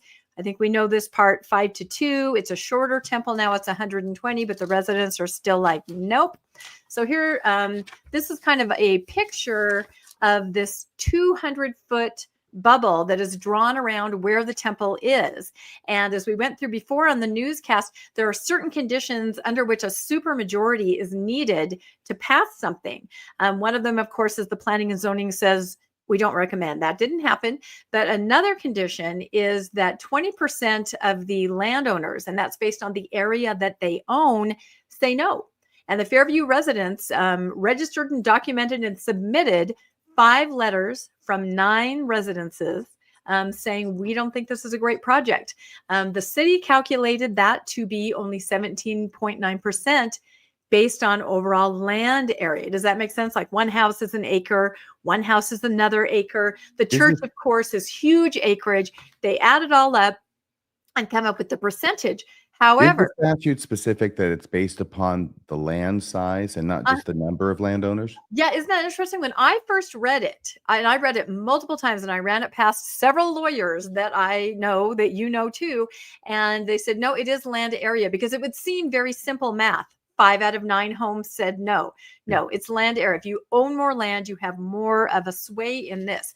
But something kind of irregular happened that we'll talk about. So their attorney that they've hired, Mark Johnson, said this is, let me go to the next slide here. This is 100% procedural. In other words, they've all said this has nothing to do with the temple. However, it may affect the temple. Johnson, the lawyer, stated, citing that under Fairview Code, if 20% or more of property owners within 200 feet protested development, a supermajority is needed to approve it. Again, they did not get a supermajority. That's 6-1. The crux of the issue lies in who was counted in the protest zone. And this is what they're hammering down on. Johnson claims that residents in the neighboring city of Allen were improperly included in that zone, despite not being on Fairview's tax rolls or receiving any notice. And this is exactly what happened. They So part drew of the this. temple lot is actually abuts a different city. Yeah. Well, 200 feet out from the temple lot. Okay, so 200 feet out. Some homes within a in different another city who legally cannot weigh in on this issue. Legally, were not needed to be notified because they can't weigh in on it. So because they couldn't weigh in and say, we don't want the temple, their property was counted as a non-no or a yes. That dilutes that opportunity to get 20%, if that makes sense. What you're saying is the people you represent are underrepresented in this. Johnson said, exactly. You can't include people who would never have the right to protest in the first place. So that Allen acreage, also some roads that they counted. The road can't say yes or no, but by these calculations, the road said yes in its dilution of that 20%. Okay, so they're saying 20% of the property owners within 200 feet of the temple lot have to say no for it to require a supermajority. But when it came to calculating the 20%, they included all this area in another city and area on roads, which meant that this 20% had to be a lot big. The people saying no had to be a lot more or have a lot more property to constitute 20% on this bigger thing than if they had not counted all these other things. Exactly. Every time you say, this is just a yes, it's a given, it dilutes that ability for them to reach 20%. So it says by including non-affiliated Allen residents in the protest zone at 200 feet, Johnson argues the percentage of valid objectors was diluted. Valid objectors are those 5 residences and their acreage, their area of their property. So it says you in fact dilute the authority of these property owners to challenge this. And that's true. By counting those, they really would never have the ability to reach 20% by how they had calculated this protest zone. Mayor John Hubbard, just 2 weeks into the job, acknowledges the concerns. Yeah, so it's pretty interesting. So the residents knowing this, being aware of this, weighing this back and forth, I think they had 20 days to get it all together, talking to a lawyer, decided to appeal this. So what they did is they appealed to the Zoning and Adjustment Board, and they said, we want this reviewed. We possibly want this reviewed by the Attorney General. We need somebody to tell us, was this a miscalculation? By their calculations, if you recuse Allen and those properties and recuse the roads, they're well over 20%. Meaning the town council would have had a vote of 6-1 to pass it. They didn't, meaning the CUP for the LDS temple did not pass, if that makes sense. I know it's a little confusing. No, it does. And actually, if I can just say it once more in a different way, just for anybody else out there, and I mentioned it to you on the phone a couple of weeks ago when we were talking about this, is that if the total circumference of the circle around the temple, whatever it is, if half of it is stuff that can't vote anyway. Yes. But you're including it, then the part that can vote, the other half. Yeah. All right. If you've got 20% in this other half, but you add all this other half of things that can't vote, now your 20% becomes 10%. Yeah. You can never win. It's a losing. You could. You just have to get more than 20%. Yeah. But I mean, what if 75% in the protest zone belonged to another town that couldn't weigh in? Then you know what I mean? 75, that would make it more difficult. It would make it extreme. And of course, they already have the temple lot there, and they're a guaranteed yes. And again, these properties don't have to say yes. They just have to not protest to be counted as a yes. There's another church in that area, and they're, of course, supportive of a church. But these Allen residents, I think the only way they could register a vote would be to maybe go to court and see if they could. Now, interestingly, many Allen residents spoke up at the town meetings very vocally for the temple, but they're not able legally to register any kind of vote. So it says, the appeal is currently under review by the town's legal counsel, said Mayor Hubbard, emphasizing the town's commitment to transparency. I think the town wants to get finality. Finally, yes, they do. We all do. The residents, I think it's good to get resolution, whatever happens. And that's true, because I feel like had they not appealed and the temple was built, everybody would always say, yeah, but you cheated. You know, there would be that feeling that they hadn't gone the limit as far as, you know, what could have happened. I think it's good to get resolution, whatever happens, then we can heal from this process. That's what they're looking at. The WFAA, that's the station reporting that, or the newspaper reporting this, reached out to the church, received the following response.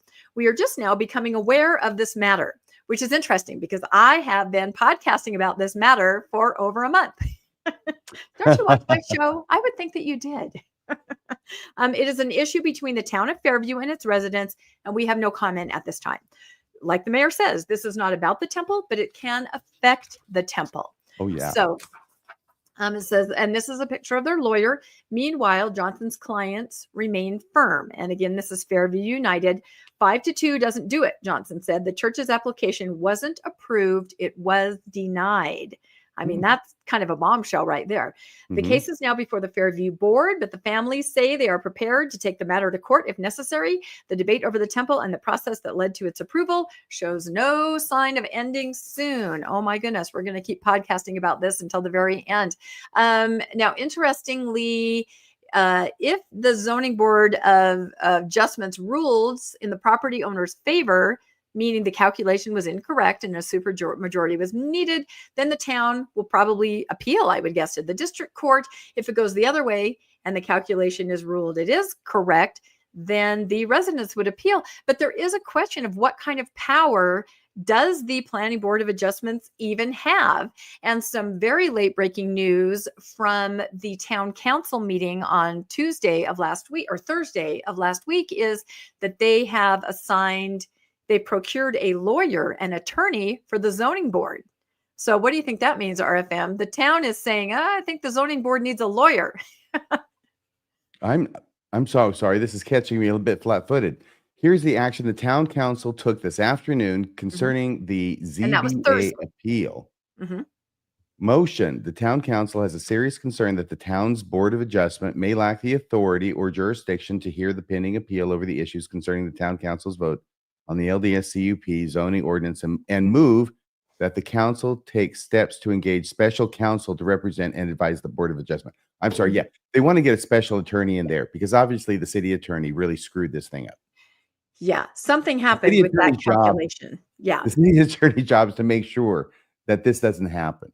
Okay. And that they follow the law. So I don't know if he's going to be looking for a new job or if they're going to be more forgiving than I might be under this kind of circumstance. But that's why they got to get some attorney who maybe knows what the heck they're talking about. Yeah, it reminds me of the Cody attorney, kind of. It seems like these attorneys are always, you know, no offense to attorneys, but causing some problems when it comes to passing temples. So hey, anyway, 98% of attorneys give the rest of us a bad name. And that's it, exactly. So anyway, that's the late breaking news that the town council is going, okay, they're going to appeal to the zoning board of adjustments. We got to get them some help. We don't want problems. We want this done transparently and above board, and we will see what happens. And it may involve the attorney general.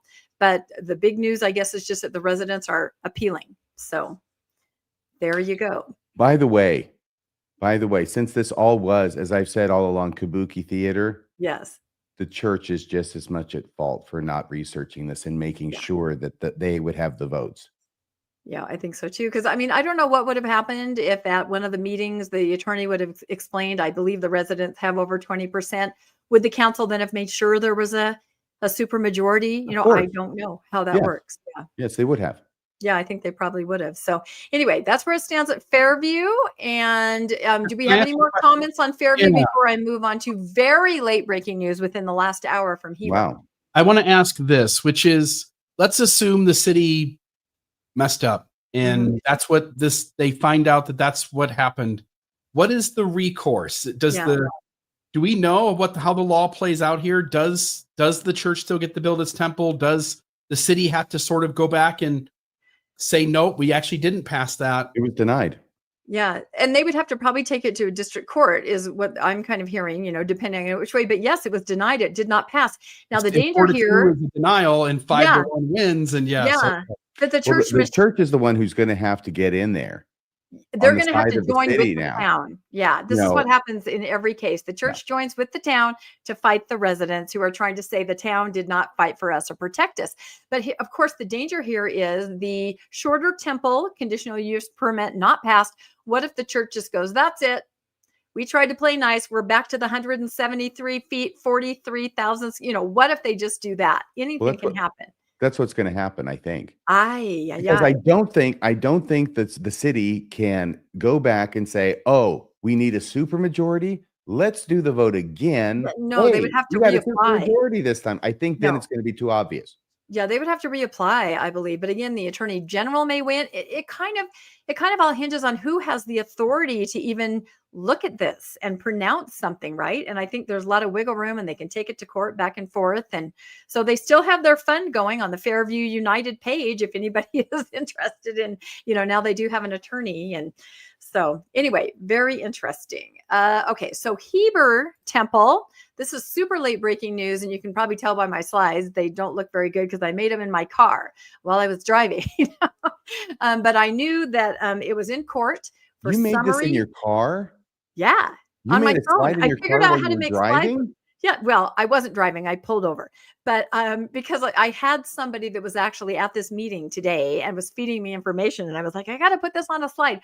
I need a personal assistant to just follow me around everywhere, write down every word I say. This is what I need. So if anybody wants to volunteer.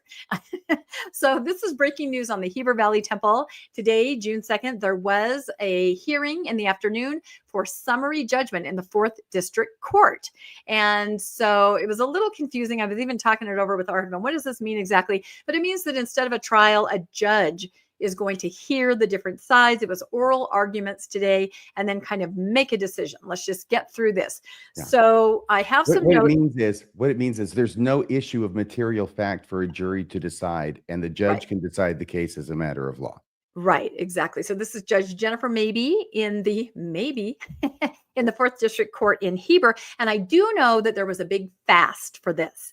I saw on social media, of course, that the residents were fasting in anticipation of this meeting today. And I love what my co-host Landon on Mormonish says. He says, fasting is wishing without food. I thought that was absolutely perfect. So wishing without food is what everybody was doing for the outcome of this case. So the person that I had in the courtroom was kind of sending me notes. So today, the 4th Circuit judge heard the arguments before the summary judgment. Here's a picture, a rendering of what this is a massive temple. If you remember reports on this before, 210 feet tall in the path of a runway. What? Rebecca, who's bringing the motion for summary judgment? The plaintiffs, the residents. The residents are saying, we want this. They want, okay, so what is it they want? They want the judge to make a ruling. About what? About the temple that okay, that sounded very simplistic. So what happened in Heber is the temple is being built on county land, not city land. And so unbeknownst to many, many people, the county commission passed a legislative development agreement. That means it doesn't go before any vote, nothing like that. They just kind of unilaterally say, yes, you can build this. And they overturned existing dark skies and height ordinances that had been there in the area for over 20 years, just like that, without anybody knowing. And we've reported on this before. Some of the people on the board and the planning commission were there at the groundbreaking, standing there with a golden shovel right beside President Nelson. So the residents tried a lawsuit for dark skies. They ran out of money on that. They tried to get this legislative development agreement on the ballot. They didn't get enough signatures. They've just been trying all along. So this is the last lawsuit from some residents that just say this was done. I don't want to use the word illegally, but there were some, there were just some problems with how it was done because no one in the community got to weigh in at all. It was just presented. Yes, we're overturning dark skies ordinance. And yes, we're overturning height. Go ahead and build your temple. So that's kind of where we stand. I know I forget that not everybody dreams about this every night like I do. So anyway, I'll go through this here. So what the church, who is has joined with the town to fight their own residents. This is what they said when they gave oral presentations to the judge. First of all, they said that the plaintiffs, the residents, they don't have any standing because they don't live in the land planning jurisdiction that applies to this area. That's their main argument. You don't even have standing to bring this suit because you don't live in this county land. You live in the city. That seems to be splitting hairs. They also said that the an land, important distinction to me. yeah, I think so too, but that's what they said. Okay, so the land development agreement is valid because the commission was voted in, right? The citizens voted for the county commission and they represent what the people want. So they can just do it. You voted for me, I can do it. You don't need to know what I'm doing, but I did it, right? That's another argument. These are very simplistic as I'm describing them. Another thing that the church and the city together through their attorney said was, as long as there's a benefit to the county, it should stand, right? They did the right thing. They did the right thing, overturning everything so that this temple can be there because it's going to benefit the county. The next thing is the temple will bring an economic benefit to the area. Will it? Will it bring a tax base? Don't even get me started on that. Those last two things just don't seem to me to be appropriate in a summary judgment. Yeah, this is what they're saying. The first They did mention that there would be a benefit to wedding planners. This is a destination temple, and there are going to be all kind of people coming who are getting married. So that's a benefit. And I, of course, know that this temple is there simply because there's a girls' camp that operates all summer long, and they're just going to bring busloads of kids to do baptisms for the dead. So anyway, economic benefit. The temple will build community and be a gathering place. And they actually said residents can walk on the grounds and use the bathroom. I'm there. I question that. I question anyone in the chat. Can you go into the temple and use the bathroom? No, of course you can't. I'd like someone to try it somewhere. You can if you're a resident who also has a temple recommend. That's the part they didn't say. Yeah, but they said, it's going to be a community available for everyone to walk on the grounds. Again, there are limitations to that. I do know that. So interesting argument. And then they said 800 of the 900 messages, emails, whatever, to the town were in favor of the temple. Well, we all know why that was, because as reported, the church asked everybody to send emails. I mean, we've seen this over and over. You guys know the drill. So those were some of the arguments from the church and the town's lawyers in front of this judge. Now, the residents basically kind of disputed everything that was said there. And two of their major points were they did not notify anybody in the county of really what was up for bid, if that makes sense. They didn't send out a simple summary or description that said, hey, everybody, we're going to overturn all your dark skies ordinances, and we're going to overturn all your building height stipulations. They did not send anything like that out. So no one even knew what was happening to be able to object. But these are residents of Heber, right? Yeah, Heber. See, they're not in the county, and the temple's built in the county. That's what this whole summary judgment motion, I think, hinges on. Yeah, and you're right. You've absolutely got it. You don't even need to read my slide. The next steps, the judge said, is perhaps some more briefs. She said, maybe you guys write up some more stuff. They kind of pushed back and said, no, we've already said all we have to say, but she's asking for more briefs. The main thing, you caught it, the judge is going to determine if there's even standing. And this is what happened in Lone Mountain. They determined that the residents group didn't even have standing to oppose, and it was just dismissed. And this may happen here. My person in the courtroom did say that the judge has made a decision before on a land development agreement that was then appealed and overturned by a higher judge. And so she might be concerned about that. So my person in the courtroom's prediction is that they'll just dismiss it because of no standing. Probably. Now, to be fair, the no standing argument is what's being used by Fairview citizens in order to challenge the vote and say a supermajority was needed. You're absolutely right. So, I mean, everybody can use that, and that can be something that just cuts through it right there. So that's kind of where we stand. But I mean, I don't even think there's an article out about this yet. It's funny. Sometimes I'll post something and someone will go, where'd you get that? I don't see an article. And I'm like, I make the news. It's my news. So, but hopefully tomorrow something will come out and I'll post that for people to see. So I did want to bring up one more thing about Heber. Oh my goodness, the whole look and feel of Heber is changing with this new temple. And this, have you guys heard of this? There is a Book of Mormon sculpture garden that has just broken ground in Heber City. This is a retired plastic surgeon, and he has a dream, and he's going to build it. And they had a big groundbreaking with a lot of notable people that attended. It's called the Monument of the Americas. It's been 30 years in the making, and it's kind of up on a hill, almost a place where I thought might be an alternative temple site, but instead they're launching this. It's kind of, I think, up by the UVU campus. If you're familiar with this, they're going to be, I think, upwards of 80 sculptures, and you can guess what it is. The Book of Mormon Sculpture Garden. It's sort of that melding of American history and the Book of Mormon. We've seen a lot of that. So it basically says it's going to feature a waterfall cascading over a wall designed to look like the golden plates, if you can picture that. And the crown jewel of the garden is going to be an 18-foot tall statue of Jesus. And the most important part is it will be lit up at night. Yes. Of the sculpture, and you will be able to see it from all parts of the valley. Hooray for Israel. Yep. Hurrah. You have to say hurrah for Israel. Sorry, David. Yeah. So not only will the temple light everything up, but the sculpture garden will be lit up also at night, and you'll be able to see that. And I'm pretty sure that's why people go to that area from out of state. They want to see these things. There were local and state leaders that were here at the groundbreaking. Even former Governor Gary Herbert. He said that the United States founding cannot be separated from the story of the LDS Church. No way to separate it. Can't at all. Kind of true when you read 1 Nephi 13. Yeah, well, there is that. He said, I believe the founding fathers were raised up by God for the LDS. That's exactly right. We know that part of the LDS scripture is to have this country ordained by Heavenly Father.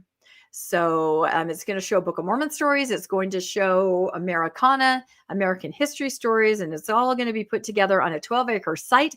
They already have $3 million of cash donations. So people really care about this.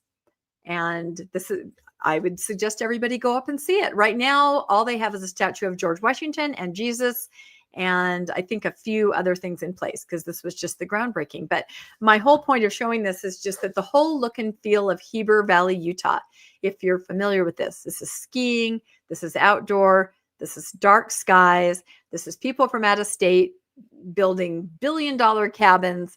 I feel like it's all going to change now.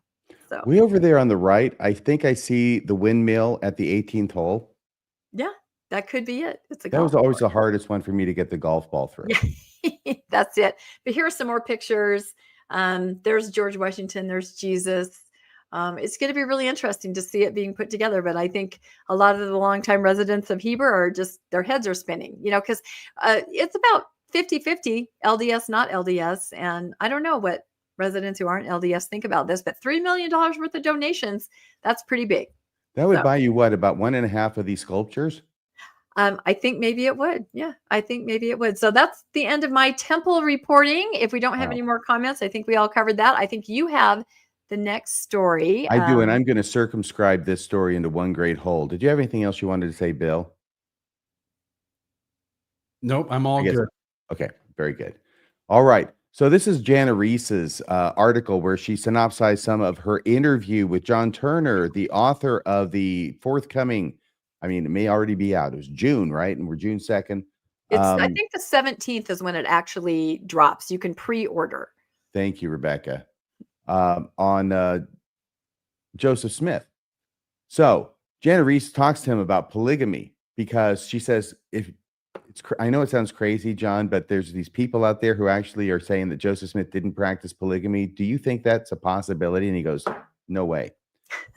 Okay, that's that story in short. But is he LDS? Who? I'm sorry, who? No, he's not. No, he's not. That's what I think. He's just a historian looking through things, and he's going, oh, no. Yeah, he did. So I guess he's not seeing those shadows of the camels. And if you know, you know. But this is the book he wrote over a decade ago. Do you know what I mean? How's the spider doing? You know what? It's really close. Because I'm starting to hear the Jaws music. I'm going to see if I can catch it in my mug. Oh, my gosh. Spider in the cup. Okay. Well, be sure and scream or something if it drops on you. Yeah, if my camera goes off, you'll know what happened. Brigham Young, pioneer prophet. He wrote this. This is a pretty well acclaimed book, but now he's done Joseph Smith, The Rise and Fall of an American Prophet. So this is a big deal. There is John Turner. I think he's a professor over at Mason University. Here he is. And what these slides have are questions and answers. Now, you can check those out if you want to come back and look at them. Please do. There's money. Says he wouldn't trust. He says he finds Joseph very, a lot of fun, charismatic, really, really curious about things. On the other hand, he's got some problems as well, and he wouldn't trust Joseph with his wife or his daughter. That's what Professor Turner says. Yeah, and as to not trusting him with your wife or daughter, here's what he said. Joseph pursues plural marriage so recklessly. This is John Turner. Regardless of whether one accepts plural marriage as a divinely instituted principle for that time and place or not, Joseph goes about it with a disregard for existing human relationships on earth. He proposes to the wives of some of his followers, including some close followers, and he proposes to Sidney Rigdon's daughter. Even Brigham Young was worried Joseph Smith was going to take his wife. Did you know that? Even Brigham Young was worried Joseph Smith was going to take his wife. Brigham Young had this dream. And Janet asked him the question. That was an interesting story you recounted of Brigham Young having a nightmare about seeing his first wife being driven off in a carriage with Joseph Smith. Wow. Let's get an expert in interpreting dreams to figure that one out. John Turner says, yeah, of course, I'm interpreting the dream. Brigham Young's not on record as saying, I'm worried that Joseph's going to ask for my wife as an Abrahamic sacrifice. But he continues, I don't think it's subtle. If I were a close associate of Joseph's in 1842 or 43, I really would have been on edge. I probably would have been thrilled at some of the other ideas and rituals that he was unveiling during those years, but I wouldn't necessarily trust him. And then she asked the million-dollar question, the one I wanted to focus on. Recently, she says, we've seen a rise in what some scholars are calling polygamy denial, with some Latter-day Saints now claiming Joseph Smith never practiced polygamy, or at least not sexual polygamy. What do you think? Now that you've just written this huge book about Joseph Smith, and you wrote one about Brigham Young that was publicly acclaimed, okay, what do you think, John? Here's what he says. The evidence for Joseph's polygamous sealings is pretty overwhelming. It's true that a lot of that evidence is retrospective in the form of affidavits or court testimony from many decades later, but there are some persuasive pieces of evidence from the 1840s. The William Clayton Journal is a very exhaustive account of Joseph's plural marriages, Joseph's own and his promotion of the marriages of others. There's the revelation on marriage itself. And while it's true that you can't necessarily trace the extant copies of those documents to 1843, the sum total of the evidence is simply overwhelming. He goes on. And there's a lot of corroborating evidence in Joseph's own journals and the journals of his associates. I think it boggles the mind, John Turner says. I think it boggles the mind to presume Brigham Young introduced polygamy after Joseph's death, and then so many people conspired in such incredibly clever ways to corroborate Joseph's polygamy. A few years ago, I saw Don Bradley at Sunstone. Our paths crossed, and I mentioned to him about this idea that was starting to get a little traction about Joseph not practicing polygamy. And I asked, and I had mentioned that there are historians who think that, and he corrected me. Don Bradley did. He says, "I am not aware of any historians who." Here we go. I am not aware, says Don Bradley, of any historians who believe that Joseph Smith did not practice polygamy. And apparently, since John Turner's a historian, and he comes down on the same side, it's still historians, apparently universal on this subject. And there are no historians who support it. All right. Oh, and there's Jeremy Hoop. I thought I'd put him up there too. So she asked him, so why do you think some Latter-day Saints are so determined to absolve Joseph Smith of involvement in polygamy? Some of this has come up in my research on Mormon faith crisis, with people very much wanting to maintain Joseph Smith on a pedestal. That's Jana Reese's question. John Turner responds, Joseph's activity in terms of plural marriage is very uncomfortable material. He pursues it so assiduously, in my opinion, recklessly, in ways that were very hurtful to Emma Smith. I mean, Emma Smith clearly understands this as a moral betrayal. And then he says, then she asks, you have a poignant moment in the biography. I tell you what, we're almost at 2 hours, and I know there's some more stories. And that was the main point I wanted to make. So I'm going to show this slide. If you want to go back and screen grab it, freeze frame it, whatever you want to do, and read that, that's just fine. Talking about Joseph and Emma. He mentioned some things that he admires about Joseph. I think I should include this because we don't talk about the positive things that much. John Turner says, one thing that often gets lost is that Joseph had a capacity for mirth, for joy and humor and playfulness. And that's really the main thing. And he says that historian Richard Bushman had this very fair complaint that no one is taking Joseph Smith seriously outside of the Mormons. And John Turner says he thinks, as a non-Latter-day Saint, that John Turner, wants to take him seriously. He finds his ideas and activities arresting and potent, but I also don't want to strip all the fun out of his story. And he says, I also admire the creativity of his religious mind. And that's the end of that story. There were quite a number of comments from those in the camp of non-polygamy on that article. If you go into the Salt Lake Tribune and kind of read what people were responding. So, yeah, all the non-historians. Look, when all the historians are on one side of an issue, you might want to think that they could be right. I know it's exciting and, it's all fun thinking that you found the secret answer to the riddle that allows you to maintain belief in Joseph Smith as a prophet of God, but it's not true. Well, I'm excited for the book to come out. Yeah, me too. Really, really, really good. So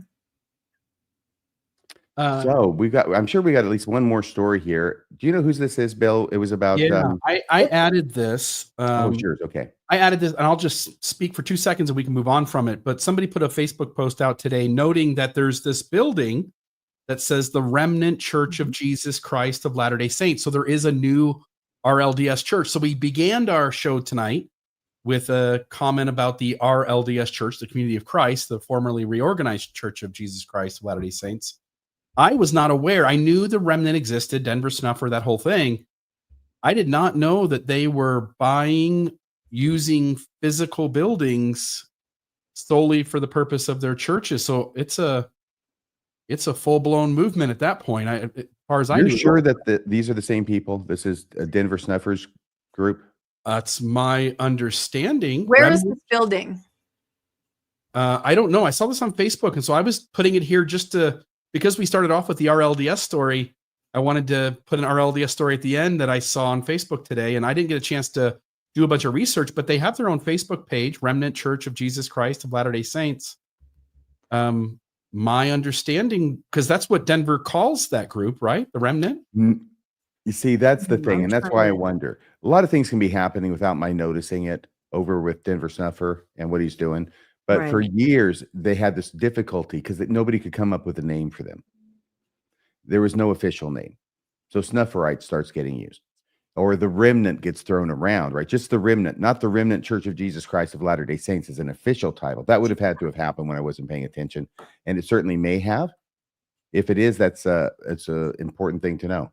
I'm just going to put their website up. We can just do this in real time. We got to look into this. I'm Googling right now, trying to figure out, is this the Snufferites or if this is more the Phil Davis group? Here's the website, Remnant Church of Jesus Christ. Interesting.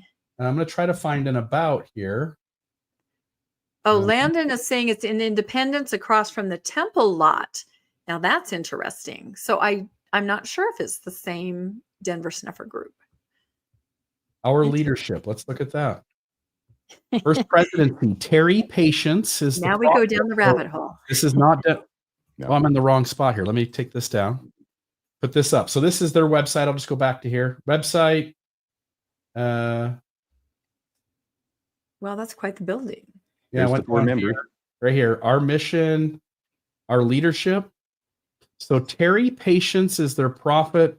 Mike. So this is not Denver Snuffle. Michael Hogan, David Van Fleet. Those are the counselors. Presiding bishopric. So there's a whole new group of these guys. That the whole need for a restoration got really clouded up over the years, since so many different churches claim to be the one true church functioning as an outgrowth of Mormonism.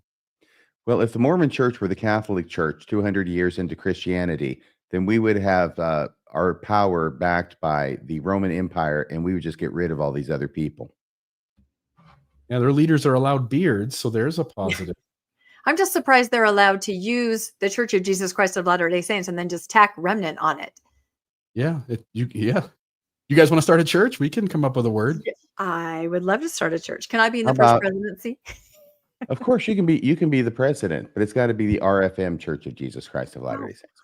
Fine. You have more name recognition. I'll be on board with that. Well, we're going to have to do some research on this, and maybe Anyway, I'll take it down. next week try to talk about this, because I wasn't aware, but it's on the temple lot, which the temple lot the LDS do not own, and neither does the Church of Christ. It's owned by another little group. So interesting. It's hard to keep Yes. track. So is that all the stories? I just reminded myself that I'm Yeah, the no, anchor. I have- there's more. Yeah, about no, garments there's and more. women. I have a quick one, because this involves our friend John DeLynn. So I thought this was important to talk about, because again, and I'll go through this quickly, everybody Is John is DeLynn talking- wearing women's garments again? That's it. That's the story. So we can stop now. No, totally kidding. Do not clip that soundbite. No, there was, okay, I've been talking about the tank top garment because I think I very early on saw, the fire that would be ignited from this in post-Mormons, in faithful Mormons everywhere. And again, I'm going to put out my theory that the church never intended for this. They were just going to release slip, half slip, tank top garment in African countries where it's more conducive to their dress and the converts there. They were never going to make a big deal of it. And I think, I've talked to some marketing people who are like, yeah, it has all the earmarks of something that was accidentally released. And then they had to kind of backpedal on it. But now it has found its way into the New York Times. What are garments? What are they about? What have they been? What are they now? What do women think? This is a big deal. And this article in the New York Times was picked up by other newspapers. So this is everywhere. I can't even tell you what a big deal this is as far as Mormonism goes and the garment and kind of saying things out loud, right? Revealing the undergarment. So it was also reprinted in the Salt Lake Tribune. And I think it's interesting because if you look back here, it says Mormon women, right? But what have they changed it to in the Salt Lake Tribune? Women, Latter-day Saint women. So they made that little tweak right there, which I thought was interesting. But our friend, John DeLynn, is quoted in the New York Times article. They talked to him about it because I would say he has his finger on the pulse of what Mormons or LDS women and post-LDS women are thinking, because he's done a lot of research, done a lot of scholarship, done a lot of studies, and just talked to people. So in the New York Times, it says, John DeLynn, the host of the podcast Mormon Stories, said he had interviewed hundreds of women, both practicing and former members of the faith. I would say close to all of them expressed significant discomfort, if not aversion to wearing garments, he said. The women said the garment made them feel frumpy, contributed to body shame or negativity, affected their sex life and their partners. And it says the church seems to be listening, and many young women are thrilled. And I will Can I say, just say that John DeLynn right there is being appropriately quoted as an expert on the subject because of his podcast and all the women he's interviewed. exactly. And it clearly says his statements are based on the women that he has interviewed, the research that he has done. And I can corroborate that because I spend a lot of time on faithful social media and the faith, and I've been called on this, faithful women say, these are hard to deal with, right? I know it's hard for everyone to hear, but yes, faithful women come forward and ask for help from other faithful women on social media saying, how do you deal with this? Infections or heat rash or just, uncomfortable. So it's a real thing. But anyway, so then what happened is in the in the Deseret News, there is an opinion piece. I need to be clear. I misstated. I said article a couple times. Yes, And yes. it makes a difference that it is an opinion piece. So this is somebody's opinion who has come out and kind of given John DeLynn some heat for daring to weigh in on this, which I think is funny. The headline of the article, can you read that little thing down on the left-hand side of RFM? It's too small. Like I put this together at the end. This is hilarious to me. I'm sorry, on the left-hand side? Yeah, underneath the headline, the sacred undergarment. See that little square under there? Online, the title of the Des News opinion piece, not an article, this does matter. Okay. Is maybe male critics are not experts on religious women's underclothing. So that was the headline for the opinion piece in the Deseret News. Yeah. Maybe male critics are not experts on religious women's underclothing. Boy, it sounds like the headline is all about John DeLynn, doesn't it? Yeah, Which the is headline is all about John DeLynn, but the person is saying men shouldn't weigh in. I'm like, well, men are the ones that stuffed us into these garments in the first place. So what an ironic statement. So yes, that is the title. Can you read the title one more time, RFM, and then I'll get into what it says. Yes, what it says is maybe church leaders are not experts on religious women's underclothing. That's what it Yeah. should say. That's what it should say, but what It does says it really maybe male critics are not experts on religious women's underclothing. Right, male critics, and they are talking about John DeLynn and his comments in the New York Times. So it says, again, opinion piece, garments are probably not in the New York Times because they're inherently interesting, but as part of the continuing discussion about the place of institutions and religious authority in our lives. To that end, John DeLynn, a former member whose podcast criticisms of the church is asked to weigh in on Latter-day Saint women's feelings. I would say here again, asked to weigh in on Latter-day Saint women's feelings. That doesn't sound like scholarly research that John does. It just sounds like he's trying to speak for women, right? I take exception to that. He says, I would say close to all of them express significant discomfort, if not aversion to wearing garments. Okay? And what is not put in this opinion piece is his basis for making that statement. Yep. They never mentioned based on interviews, based on scholarship, based on surveys, based on research. No, they make it sound like he's just making that blanket statement without anything to back it up. This seems a bit like asking Martin Luther how Catholics feel about the Pope.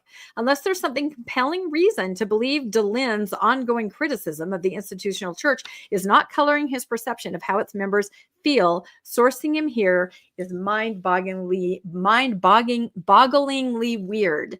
It is not mind-bogglingly, if you can say that, weird. He is an authoritative source through, as we mentioned, his research and his degree and his interviewing for the last, how many decades. So I just think it's interesting that this opinion tries to throw him under the bus where his statement is based on, who he is and his research. It is, but ultimately the unstated conclusion that they're trying to throw on you is the Mormon women love their freaking garments. They got no problems with the garments. Yep. Nope.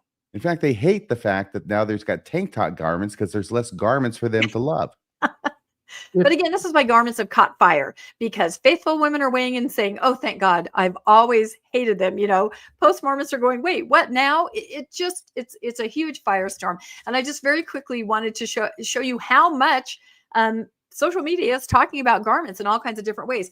Everybody's wondering, are there going to be short sleeveless wedding dresses? I found one. Here it is in the wild. Outside of the temple, it is sleeveless. And she is married. She's standing outside. She looks beautiful, but it is a sleeveless. It's nothing like I had to wear where you had a, down to up to, nothing like that. Now, however, I did look in the church handbook, and I'll try to be quick here, but it definitely says that inside the temple, you have to wear something that looks like a temple dress, meaning sleeves. You're not going to be wearing your sleeveless wedding dress in the temple. And in fact, if you do happen to show up with something that doesn't have the appropriate sleeve, have you ever heard of this? A woman's bridal modesty jacket. It looks like a bolero. Yeah, it does look like a bolero. It has little buttons and long sleeves. So for those who are saying, and they're saying it all over the place, the garment was never about modesty. Don't even get me started on that.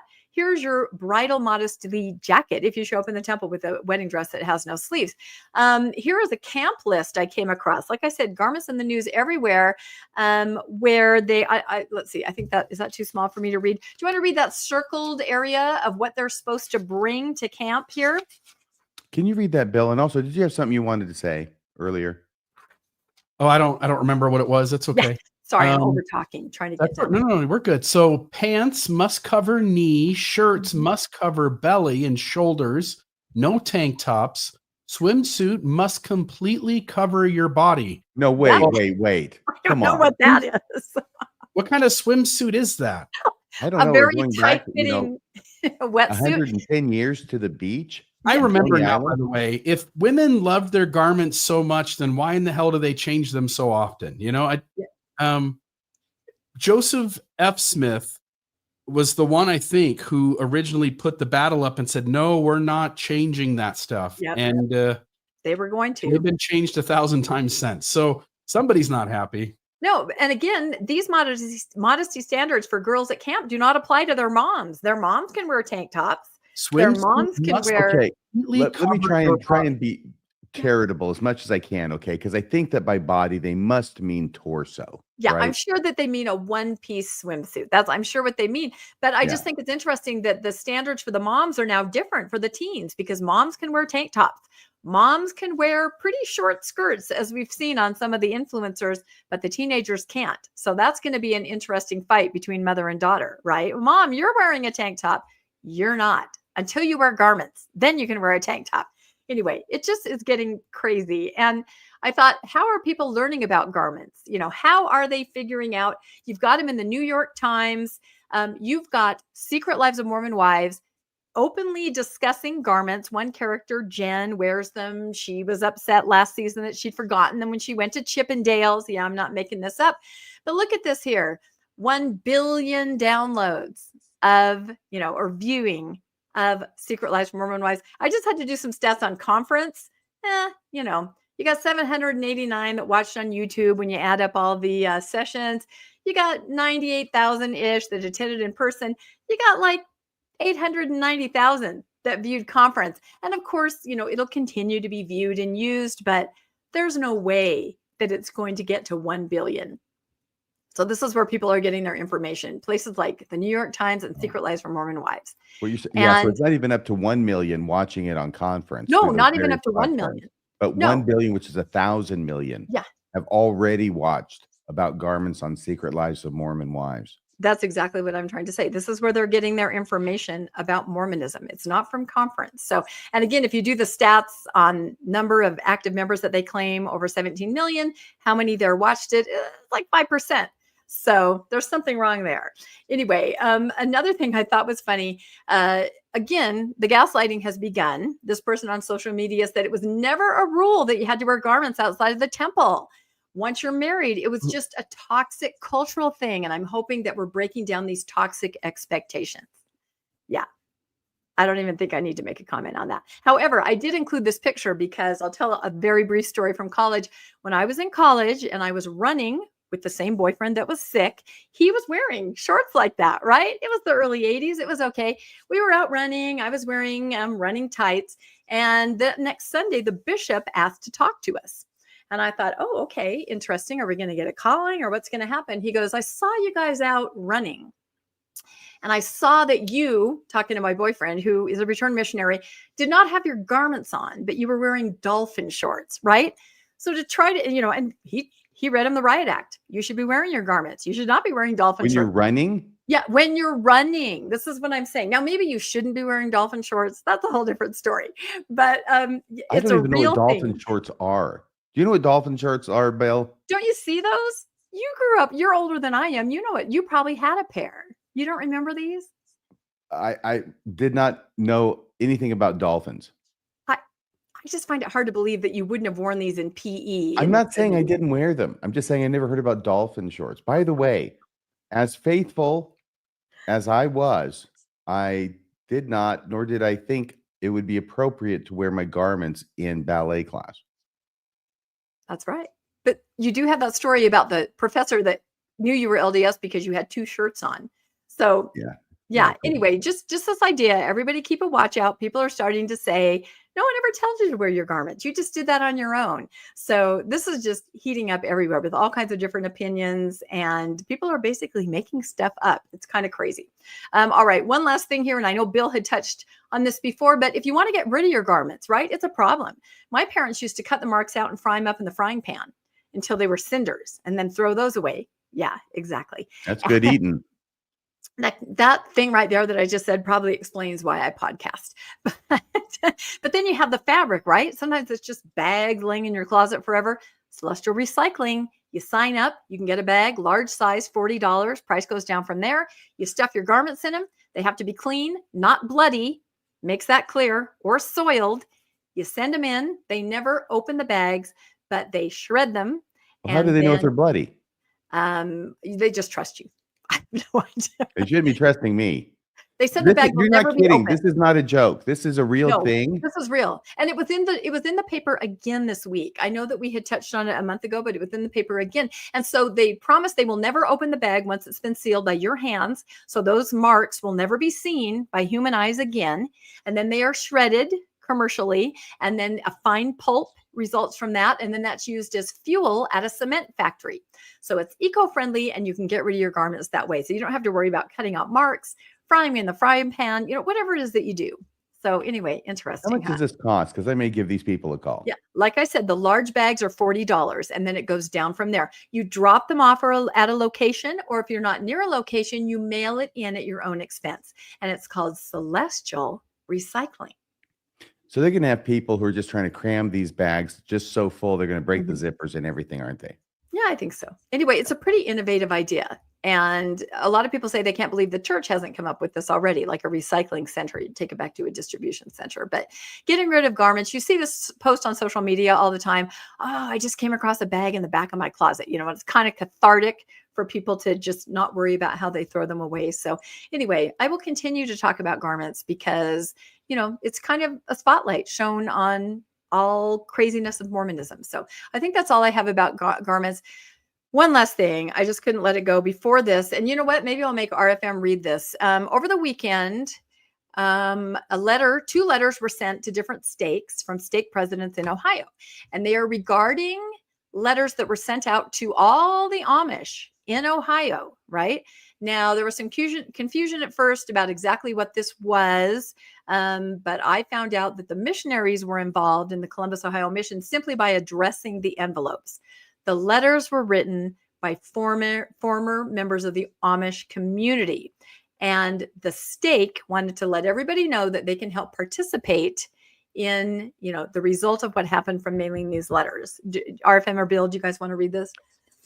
This is going from the church, the LDS Church, to the Amish? Yeah, what it is it'll kind of explain it in the letters, but former Amish members who are now LDS members wrote letters to every member of the Amish community that they're Mormons now. They're Mormons now. They're Mormons now. Okay. And they had the Columbus, Ohio mission get involved by addressing the envelopes.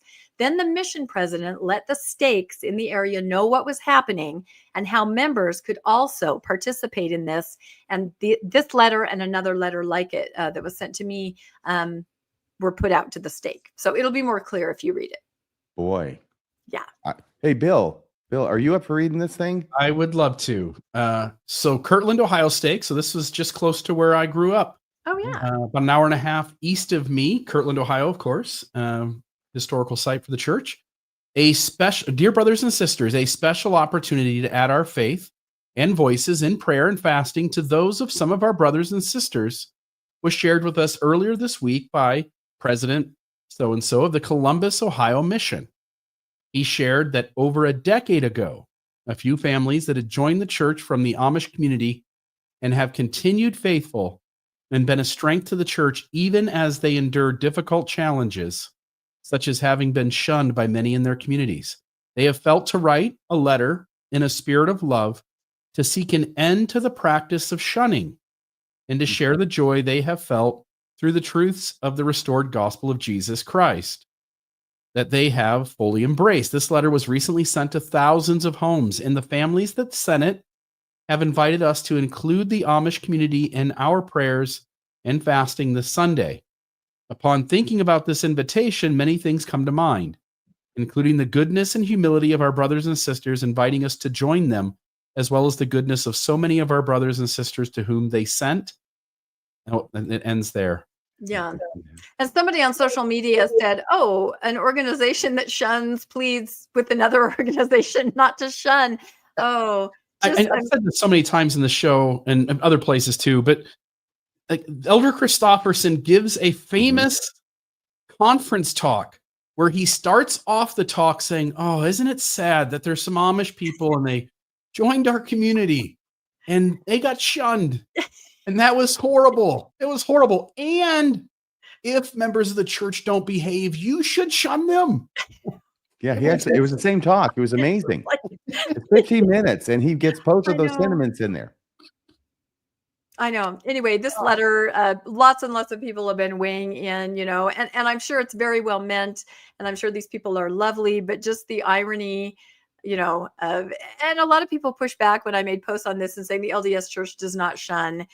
And, they formally shun and they informally shun. I know some people can't see it, but I think a lot of us have experienced it. And just so interesting, and thousands of Amish people, a stamp costs like 70 cents. How much money is this? So I don't know. Somebody made the comment, the Amish are the only ones who haven't been able to view Secret Lives of Mormon Wives. So they may be the only field that's white and ready for harvest that's left out there. So anyway, I thought that was kind of interesting. And last thing. Don't you think before you tell people not to shun, you probably ought to end the shunning in your own community? It's the moat and the beam, right? RFM, that I always get mixed up. Look for the shunning in your own eye before you. Is that the moat or the beam, Rebecca? That's what I get confused on. Yeah, no, you don't, but I do. So anyway, I'll just say do not shun lest you yourself be shunned. Oh, that is the answer. And then one last slide, just happy Pride Month to everybody. We needed to mention that it's June. And here in Utah, I have seen it called Proclamation Month. And that is because you will see, and it's already popping up all over social media, people are flying the Proclamation to the Family flag. And I even found that you can wear it if you'd like. There's even a tank top if you want to wear the tank top garments with it. So people are definitely pushing back on pride by saying that this is Proclamation Month, because of course the Proclamation to the Family says marriage is between one man and one woman. So. Here's the thing, okay? I have said for a long time that the proclamation to the world about the family is an anti-gay, actually LGBTQ. It covers all of my thing. Plus, it's an anti-document is what it is. That's the whole purpose of it. And if you know the foundation and how it came to be, it makes perfect sense that that's what it is. It's all fluff except for that part, and that's the part that's in there. And the very fact that the response to Gay Pride Month is to put out or display the proclamation on the family in response to the Gay Pride Month, right? I think that shows I'm right. Otherwise, why would this come out as a response to it? Yeah, no, I saw one post where the person said, I lose clients every time this year. I don't know what industry they were in, but they said, I will not stop displaying this or, discussing my religious views, and I'm going to do it. I lose clients all through June, but I'm true to the faith. So yeah, you're absolutely right. Okay. I think that's all I have. Yeah, that was That's a it? lot. Yeah, I know. Sorry we went so long. We had so many good stories though. Hey, what do you get on the radar tomorrow night on Mormonish, Rebecca? Let's see. Go one more. Do I have a slide? Nope. Let me go ahead. Okay. Yes, we have Ganesh on. Oh my gosh, this is going to be amazing. It's called Anti-Brigham Rhetoric, right? How the LDS Church lost its star prophet to conspiracy, because we know Brigham, who was the star prophet, has fallen from grace based on, what the polygamy deniers are saying and other things. So Ganesh wants to discuss this with outside of polygamy, because everybody's saying, oh, Brigham's done this and this and this, all these horrible things. He's going to show that everything Brigham, the song, everything Brigham did, Joseph did better. He's going to show there's a precedence long before Brigham doing the things that he's accused of. And this is outside of polygamy. We're talking about other things. So this will be 6 p.m. tomorrow night on Mormonish. Very good. I'm just going to keep remembering that Brigham Young had a dream of Joseph Smith driving his first wife away in a carriage. Yeah. Well, look what happened to Heber C. I mean, I want your wife. Kidding. I want your daughter. Not kidding. Not kidding. You get to keep your wife for now. Okay, sure. So you'll have to go back now. Yeah. We got on the radar for, that was me. This is what I did over the weekend with Colby Reddish. How did Joseph Smith know? We're responding to chapter 7 in the Light on Truth letter. It's 4 hours and 20 minutes of absolute hilarity. Now, I was talking to Colby earlier today, and I said, I'm surprised that we were able to keep up this discussion. It is actually a lot of information being packed into 4 hours, and it's at a very high level that we're talking. And it's just amazing that, that we have to cover all this, but it's very, very, I think it's beneficial because what we're doing in this process, must have 36 hours together, me and Colby, talking about this Light on Truth letter, is we're creating a resource where people can go and find the answers to the crazy ass stuff that apologists put out there as arguments in favor of Mormonism. We'll tell you the truth about the argument, and we'll tell you the stuff that they're not telling you, and we'll tell you where they're lying to you. And unfortunately, the result is that the evidence for the Book of Mormon really is weak sauce. It's nowhere near as strong as they would like you to believe. And then Wednesday, is that the next one? Yeah, the topic for Wednesday night, and again, we start at 6 p.m. now instead of 6:20. We're going to go into the Book of Abraham, the missing scroll theory, and just lay that out in a way that I think will make it easy to understand and available to audiences far into the future to very well grasp what's going on here with the missing scroll. And there's, I think, a really cool insight at the end of this conversation that the problem is so much bigger than they say it is. And I'll leave that as a surprise for Wednesday night. And then I'll just note one other thing. Oh, there's that. I don't have the other one in here. Also, I just got finished with a project I had announced a while back where I went into great detail to lay out the entire Book of Abraham translation. It took like an hour and 30-something minutes. And I'm planning to, I still have to make one little edit to it, but I'm planning to have that go out on Thursday. And I'll be in the live chat when that happens, and I'll share it on social media so folks know that that's coming. But it's just part of this series of videos where I'm trying to take issues, explain them as objectively as I can, take out my emotion, and just lay out the issue in its full totality and allow people to have a place to refer people to so that these things, these issues never go away. So anyway, that's it for me. Okay. Thank you so much, Bill. Did you have anything else you wanted to say, Rebecca? No, I think I've said too much. I just got to go look for that spider. So. Well, the fun part is when you can't find it anymore. Yeah, no, I know. I'm feeling like, oh my God. That's the best part. Eventually, you will have to go to bed and turn off the light. Maybe. I don't know. Well, thank you, everybody, for joining us. Thank you, Rebecca. Thank you, Bill. And please join us next week. By the way, please hit like. Please hit subscribe. Okay? And thank you so much for all of you who've made a donation. Your donations keep us bringing this newscast to you on a regular basis. It's a lot of fun, and I learn a lot. Like on that story I did, the first story I did today, just doing a little digging, finding out what's really going on, and finding out that it's not as it appears. So please join us next week at 6:00 p.m. next Monday for the next episode of the Mormon Newscast. Good night, everybody. That's a wrap for this week's edition of the Mormon Newscast. We appreciate you tuning in and sharing this time with us. Keep the conversation going and stay informed on all things Mormonism. Until next week, wishing you peace and joy. See you next Monday at 6 p.m. on the Mormon Newscast.